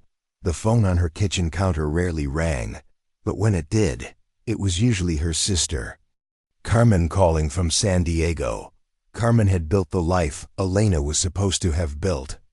Marriage to a good man named David, 2 children who played soccer and took piano lessons, a house with a garden and a dog named Buster. Carmen called every other Sunday, and Elena had become expert at deflecting concern with reassurances that she was doing well and keeping busy. Carmen had offered to fly out for visits, had suggested Elena come stay with them for holidays, had even floated the idea of Elena moving to San Diego, where she could be closer to family. But Elena knew that being around all that happiness, all that normalcy, would only highlight how far she'd fallen from the person she used to be. It was kinder to everyone if she stayed where she was. The evening light was fading behind the mountains, painting the sky in shades of orange and purple. Elena watched a pickup truck navigate the pothole-riddled street below, its headlights cutting through the growing darkness. Somewhere in town, people were cooking dinner, helping children with homework, making plans for the weekend. The ordinary magic of normal life continued all around her, but she observed it like a scientist studying a species. She'd never belonged to. She made herself a cup of tea and settled into the worn armchair that had come with the apartment. The springs creaked under her weight, a sound she'd grown to find comforting in its predictability. On the small table beside the chair sat a photograph she'd managed to save from her old life. It showed her classroom during the last week of school, 22 third graders grinning at the camera, their arms around each other, pencils and erasers and hope scattered across their desks. Sometimes she wondered what had happened to those children. Tommy Rodriguez, who'd struggled with reading until suddenly, one day in November, something clicked and he devoured every book she could find. Sarah Chun, who drew elaborate castles in the margins of her math worksheets and dreamed of becoming an architect. Marcus Williams, who'd asked her once if teachers lived at school because he'd never seen her anywhere else. They would be in high school now. Probably didn't remember her name. They'd had other teachers, better teachers maybe, teachers who hadn't disappeared in the middle of their academic journey. Elena told herself this was for the best. Children needed stability, consistency, adults who showed up day after day without Fail.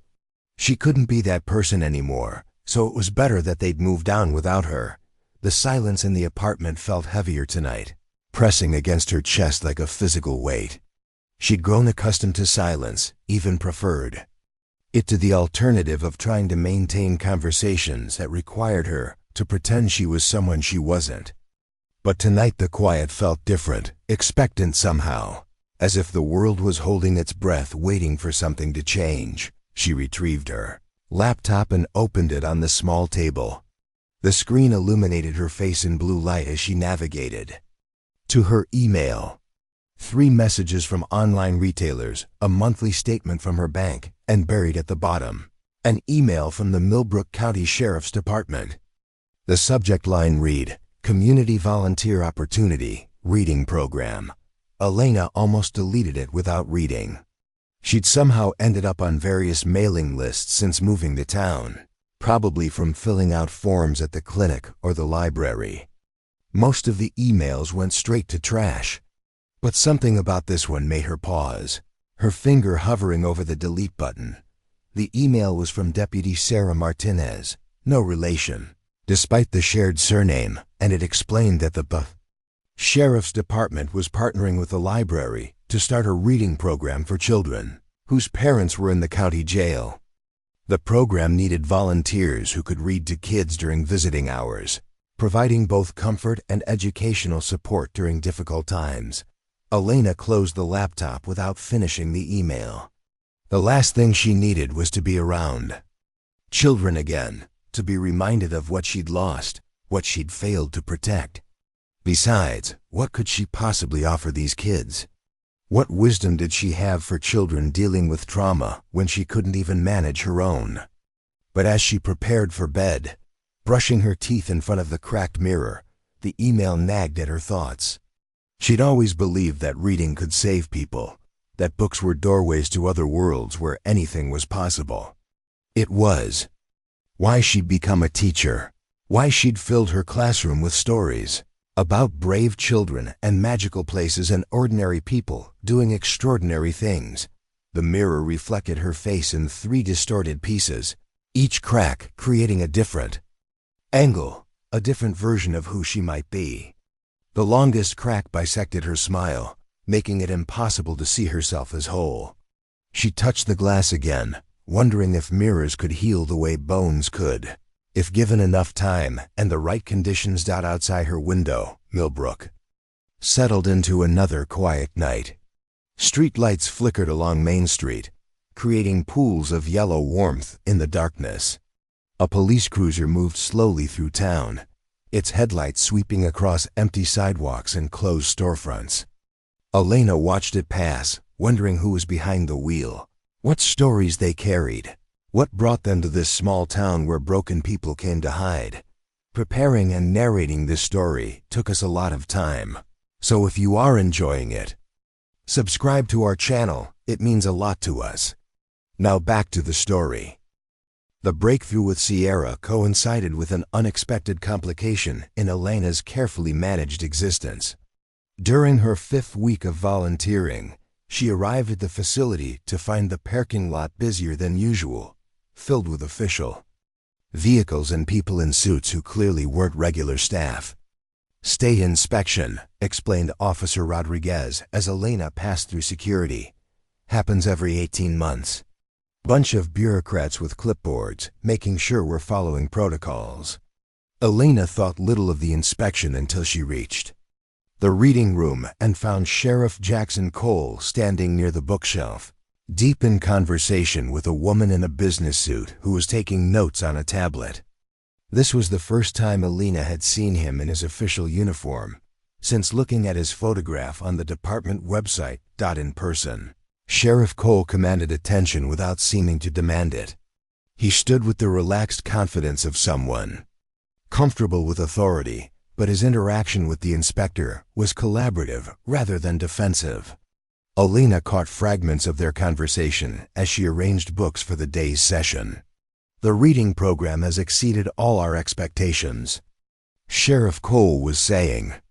Recidivism rates among participants are significantly lower than the state average, and we've had tremendous feedback from both inmates and their families. The data supports that, the inspector agreed. I'm particularly interested in the volunteer retention rate. Most programs struggle to maintain consistent volunteers, but yours seems to have developed quite a committed group. Elena felt a flush of pride that surprised her. She'd never thought of herself as part of a program's success, but she realized she'd become one of the consistent volunteers the inspector was praising. 4 weeks of showing up, of reading stories with enthusiasm and patience, of connecting with children who needed exactly what she was uniquely qualified to provide. Sheriff Cole, the inspector consulted her tablet. I'd like to speak with some of your volunteers, get their perspective on the program's effectiveness. Elena's chest tightened with familiar anxiety. She wasn't prepared for an official interview, for questions about her motivations or qualifications that might reveal more than she was ready to share. But before she could retreat to the bathroom or find another excuse to disappear, Sheriff Cole's eyes met hers across the room. Elena Martinez is one of our newest volunteers, he said, walking toward her with the inspector following. She brings a teaching background that's been invaluable to the program. Up close, Sheriff Cole was taller than Elena had expected, probably 6'2", with prematurely gray hair and laugh lines that suggested someone who found reasons for optimism despite the nature of his work. His left sleeve was pinned neatly below the elbow, but he moved with such fluid confidence that Elena had to consciously remind herself he was missing a limb. Ms. Martinez, the inspector said, extending her hand. I'm Janet Russell from the State Department of Corrections. Sheriff Cole tells me you've been volunteering here for about a month? 5 weeks, Elena corrected, shaking the offered hand. It's been rewarding. What drew you to this particular program? Elena glanced at Sheriff Cole, who offered an encouraging nod, then back at the inspector. I'm a former elementary school teacher. When I moved to Millbrook, I was looking for ways to get back to working with children. This program seemed like a good fit. And how have you found the experience? Elena considered her answer carefully. The truth was complicated, that volunteering had awakened parts of herself she'd thought permanently damaged. That connecting with these children had reminded her why she'd become a teacher in the first place. That Tuesday and Thursday afternoons had become the highlight of her week. The children here are remarkable, she said finally. They're dealing with difficult circumstances, but they're still curious, still eager to learn and engage with stories. Working with them has reminded me why I love teaching. Any challenges? The same challenges you'd find in any group of children, Elena replied. Different ages, different attention spans, different needs. But that's what makes it interesting. Every session is different. The inspector made notes on her tablet while Sheriff Cole listened with obvious satisfaction. Elena realized he was proud of the program, proud of the volunteers who made it possible, and somehow proud of her specifically for being part of it. Sheriff Cole, the inspector said, I'd like to observe a session in progress, if that's possible. Of course, Elena, would you mind having an observer today? Elena's first instinct was to decline, to claim she wasn't prepared for scrutiny, to find a reason why today wasn't a good day for observation. But as she looked around the room at the children who were beginning to arrive, she realized that disappointing them would be worse than dealing with her own discomfort. That's fine, she said, surprised by her own steadiness. The session proceeded differently, with official observers present. Elena found herself more conscious of her teaching techniques, more deliberate about including all the children in discussions, more theatrical in her reading voice. But the children responded as they always did, with enthusiasm for good stories and patience for adult quirks they didn't fully understand. Sierra, in particular, seemed to understand that this session mattered in ways beyond their usual routine. She volunteered to read a passage from Bridge to Terabithia, her clear voice carrying across the room as she navigated the emotional complexity of Catherine Patterson's prose. When she finished, she looked directly at Elena with an expression that conveyed both pride and gratitude. "Beautiful reading, Sierra," Elena said, and meant it completely. After the session ended and the children had been escorted back to the visiting room, Elena found herself alone with Sheriff Cole while the inspector interviewed other volunteers. She was packing her books when he approached, moving with the careful politeness of someone who didn't want to intrude. "Ms. Martinez," he said, "I wanted to thank you personally for how you handled that inspection. Janet Russell has a reputation for tough questioning, but you represented the program beautifully." "I just told the truth," Elena said, surprised by the compliment. "In my experience, the truth isn't always flattering when people are put on the spot. You made it clear that you genuinely care about these children." Elena paused in her packing, studying Sheriff Cole's face for signs of polite insincerity. Instead, she found genuine warmth and something that looked like recognition, as if he saw something in her that even she wasn't sure existed. "Can I ask you something?" she said impulsively. "Of course. Why did you start this program?" Reading programs aren't typically associated with law enforcement. Sheriff Cole's expression grew thoughtful, and for a moment, Elena wondered if she'd overstepped some boundary. But when he spoke, his voice carried the cadence of someone who'd considered this question many times. "I started this job believing that law enforcement was about catching bad people and keeping them away from good people," he said. "But the longer I worked in corrections, the more I realized that most bad people are just people who made bad choices, often because they didn't have better options or didn't know how to access them." He gestured toward the bookshelf, toward the colorful murals, toward the evidence of community investment in human possibility. "These children didn't make bad choices. They're here because they love their parents, and they're trying to maintain connections despite incredibly difficult circumstances. If we can give them positive experiences, if we can reinforce that they matter and their education matters, maybe we can help them avoid some of the pitfalls that brought their parents here." Elena found herself nodding, recognizing the philosophy that had once driven her own teaching. Prevention rather than punishment. Exactly. And it works. Our recidivism rates have dropped significantly since we started focusing on family connections and educational programs. People are less likely to reoffend when they have something worth coming home to. The conversation was interrupted by Deputy Martinez returning with the state inspector, but Elena found herself thinking about Sheriff Cole's words as she drove home. Prevention rather than punishment. Building something rather than simply trying to avoid destruction. That evening, Elena sat at her kitchen table with her laptop open, not to check email or browse aimlessly, but to research educational programs.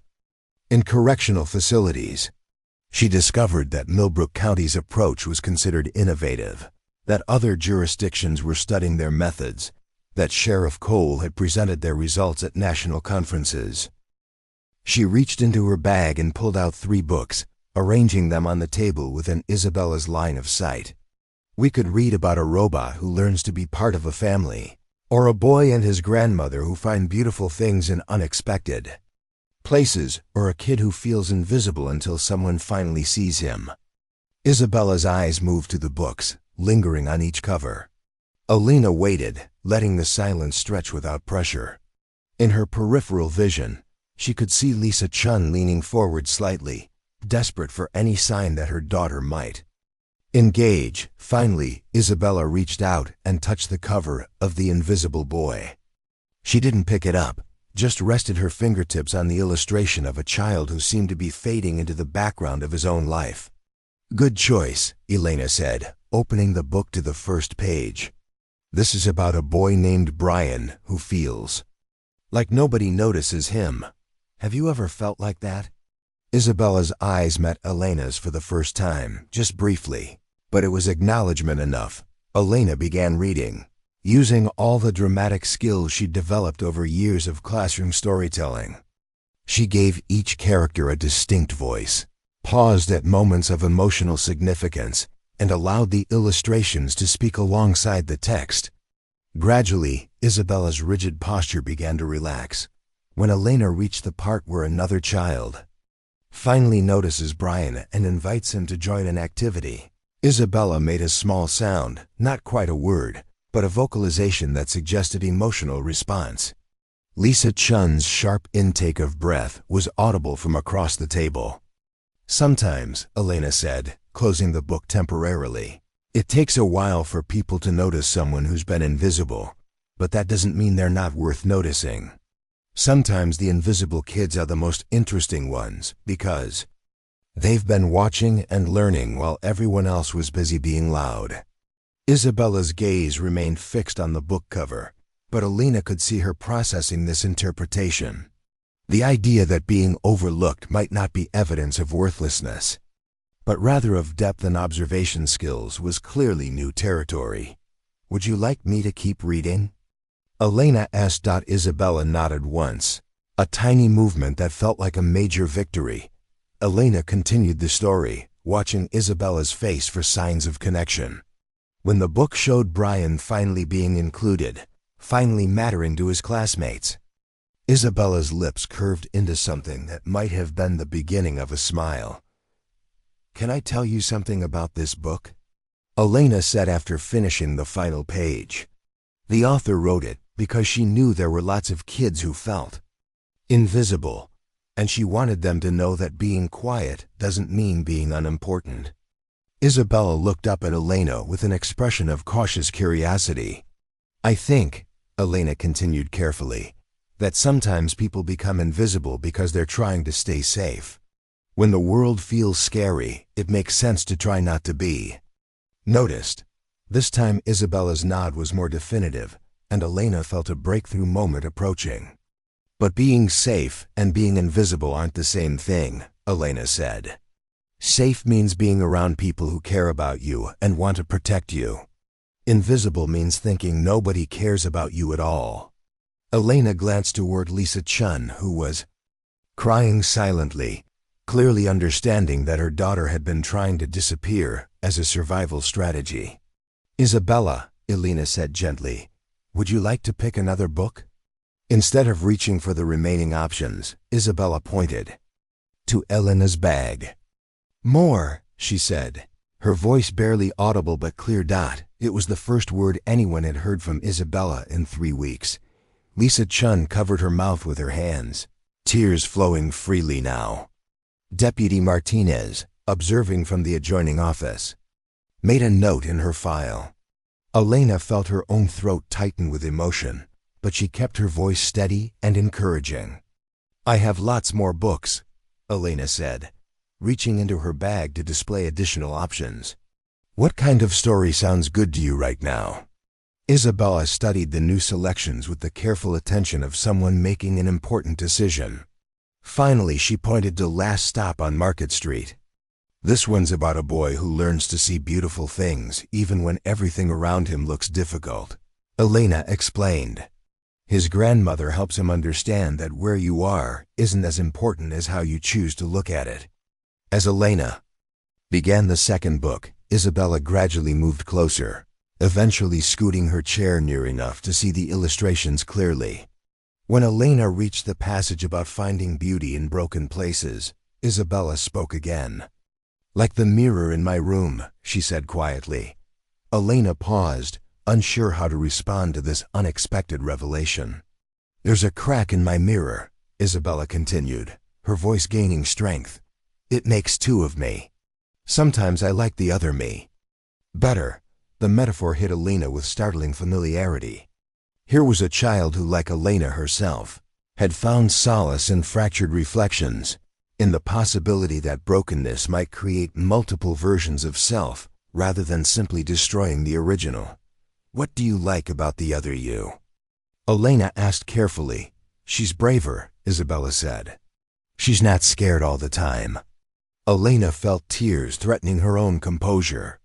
This 8-year-old had articulated something Elena was still learning to understand, That trauma could split you into different versions of yourself, and sometimes the version that emerged from brokenness was actually stronger than the original.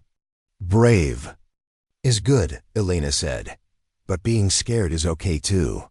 Being scared of dangerous things is how we stay safe.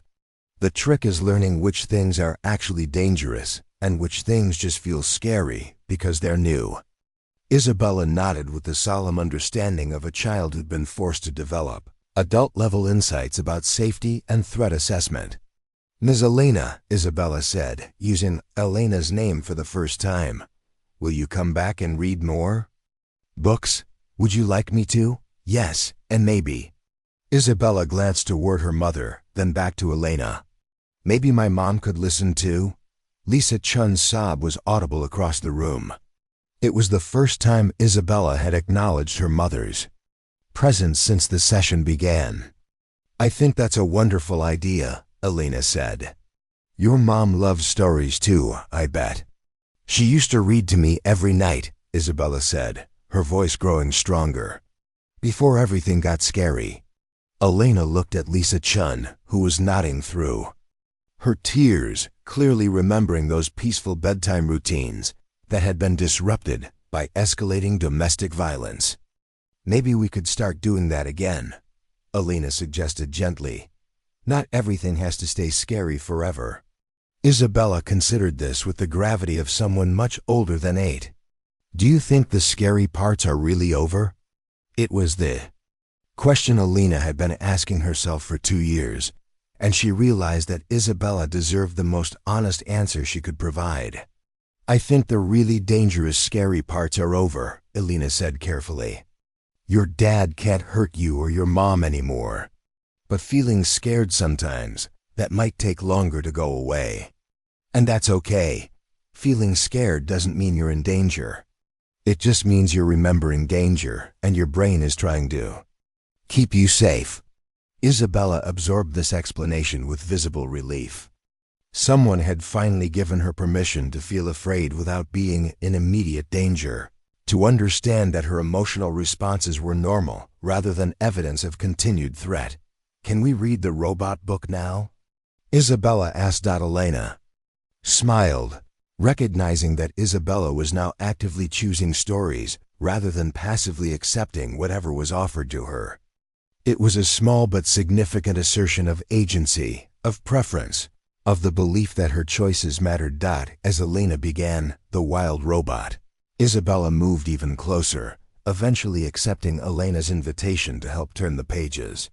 When they reached the part where the robot learns to care for an orphaned gosling, Isabella looked up at Elena with sudden understanding.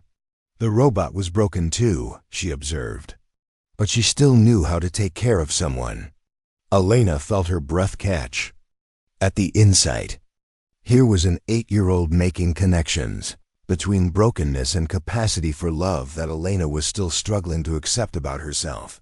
That's exactly right, Elena said. Being broken doesn't mean you can't love someone. Sometimes it means you understand better how to take care of other people who are hurt. Isabella nodded thoughtfully, then surprised everyone by reaching across the table toward her mother. Lisa Chun took her daughter's hand with trembling fingers, and Isabella didn't pull away. Mom, Isabella said quietly, I'm sorry I was invisible. Oh, sweetheart, Lisa said, her voice thick with emotion. You were never invisible to me. I see you every minute of every day. I love you more than all the stars in the sky. Even when I'm scared, especially when you're scared. That's when you need me most. The classroom Elena entered bore little resemblance to traditional elementary school environments. Instead of rows of desks facing a blackboard, furniture was arranged in small clusters that could be reconfigured based on student needs. Soft lighting replaced harsh fluorescence, and one corner contained what looked like a reading nook with cushions and noise-dampening panels. 8 children occupied various positions throughout the room, some at tables with workbooks, others in the reading corner, one boy sitting alone near the window with his back to the class. The current substitute, a woman about Elena's age, was attempting to conduct a math lesson while simultaneously managing a dispute between two girls and monitoring a third child who was methodically tearing pages from a notebook. "Class," Martha announced, "we have a visitor today. This is Ms. Martinez, and she's interested in learning about our program." Elena expected the usual chorus of hellos that typically greeted visitors in elementary classrooms. Instead, she received a mixture of suspicious stares, complete indifference, and one elaborate theatrical bow from a red-haired boy who appeared to be performing for an audience of one. "That's Marcus," Martha whispered. "Class clown, but also one of our most academically gifted students. He uses humor to deflect from anxiety about social situations." Elena smiled at Marcus, who immediately launched into what appeared to be an improvised comedy routine involving mathematical equations and invisible props. His performance was genuinely funny, but Elena could see the desperation underneath it, the need to control social interactions through entertainment before anyone could reject him for more authentic reasons. "Marcus," she said gently, "that was a great show. I can tell you put a lot of thought into it." Marcus stopped mid-gesture, clearly surprised by Elena's response. Most adults either ignored his performances entirely or demanded that he stop disrupting the class. Elena's acknowledgement of his effort, while implicitly suggesting the performance could end, was a new experience. "Are you going to be our new teacher?" asked one of the girls who'd been arguing earlier. She looked to be about 9, with carefully braided hair and clothes that suggested someone at home was trying hard to present her well despite difficult circumstances. "I'm just visiting today, Jasmine," Martha answered. "Ms. Martinez wants to see what our classroom is like." "It's chaos," announced the boy who'd been sitting by the window.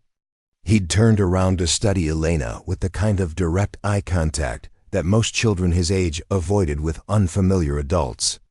"Mrs. Thompson doesn't know what she's doing, and we're all going to fail 3rd grade because nobody wants to teach. The crazy kids." "David," Martha said with gentle firmness, "we've talked about using respectful language." "It's true, though," David continued, apparently unbothered by the correction. "I heard Mrs. Thompson telling Mrs. Peterson that she can't wait for this assignment to end." Elena felt her heart break a little for these children who'd clearly learned to expect disappointment from adults, who'd absorbed the message that they were too difficult to be worth sustained effort. David's comment wasn't disrespectful, it was devastatingly observant.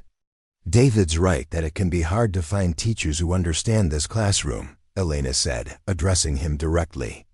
"But that doesn't mean you're crazy or unteachable. It means the right teacher just hasn't found you yet." David studied Elena with obvious skepticism, but she could see him processing her response. Here was an adult who hadn't dismissed his observation or punished him for speaking the truth that made everyone uncomfortable. The current substitute, Mrs. Thompson, approached Elena with obvious relief. "Are you here about the permanent position? Please tell me you're here about the permanent position." "I'm observing today," Elena said diplomatically. "These children need someone with specialized training," Mrs. Thompson continued, lowering her voice to what she apparently believed was a whisper. "I've been teaching for 15 years, but this is beyond normal classroom management." Elena glanced around the room, noting that several students were clearly listening to Mrs. Thompson's assessment of their difficulty level. Jasmine's shoulders had tensed. Marcus had stopped his comedy routine entirely, and David was staring out the window with the kind of forced casualness that suggested he was absorbing every word. "What specific challenges have you been facing?" Elena asked, trying to shift the conversation toward problem-solving rather than complaint. "Everything is a battle. Getting them to sit down, to complete assignments, to interact appropriately with each other. Yesterday, Marcus spent an entire hour under that table refusing to come out. Jasmine threw her math worksheet in the trash and said multiplication was stupid. David won't participate in group activities because he says the other kids are intellectually inferior. Elena found herself analyzing each described behavior, recognizing patterns she'd encountered in her previous teaching experience. Marcus hiding under the table suggested sensory overwhelm or anxiety rather than defiance. Jasmine's rejection of math might indicate previous negative experiences with the subject or fear of failure. David's intellectual superiority comments sounded like a gifted child using academic achievement to mask social insecurity. Have you tried alternative approaches? Elena asked. Modified assignments, flexible seating, individualized instruction plans? Mrs. Thompson's expression suggested that Elena had asked whether she'd tried teaching the children to fly. These students need structure and consistency. Accommodating their behavior problems just enables them to continue being disruptive. Elena bit back her immediate response, which would have been to point out that structure and consistency were exactly what these children were getting. The same failed approaches repeated daily with predictably unsuccessful results. Instead, she excused herself to walk around the classroom and observe individual students more closely. The girl who'd been tearing pages from her notebook was revealed to be working on a creative writing assignment that she'd clearly found frustrating. Elena looked over her shoulder at a story about a princess who'd been locked in a tower, written in careful cursive, but repeatedly crossed out and rewritten. That's an interesting story, Sarah, Elena said quietly. The princess sounds like she's in a difficult situation. Sarah looked up with surprise, apparently unaccustomed to adults commenting positively on her work. I can't get the words right, she said. I know what I want to say, but when I write it down, it sounds stupid. Writing is hard because you have so many good ideas that it's difficult to choose which ones to include, Elena observed. Would it help if you told me the story out loud first, and then we figured out how to write it down? Sarah nodded eagerly, and Elena found herself pulled into an elaborate narrative about a princess who discovered that her tower wasn't a prison but a special place, where she could see the entire kingdom and help people who were lost or in trouble. The story was sophisticated and creative, nothing like the simple sentence structures typically expected from a child Sarah's age. Sarah, this is a beautiful story, Elena said when the girl finished. Your princess is brave, smart, and helpful. The problem isn't your ideas.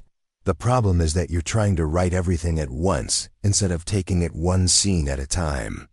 Elena borrowed a piece of paper and showed Sarah how to create a simple story map, breaking the narrative into beginning, middle, and end sections. Within minutes, Sarah was writing again, this time with focused concentration rather than frustrated scribbling. How did you do that?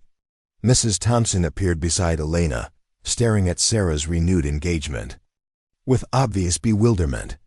Sarah's a gifted storyteller who was getting overwhelmed by the complexity of her own imagination, Elena explained.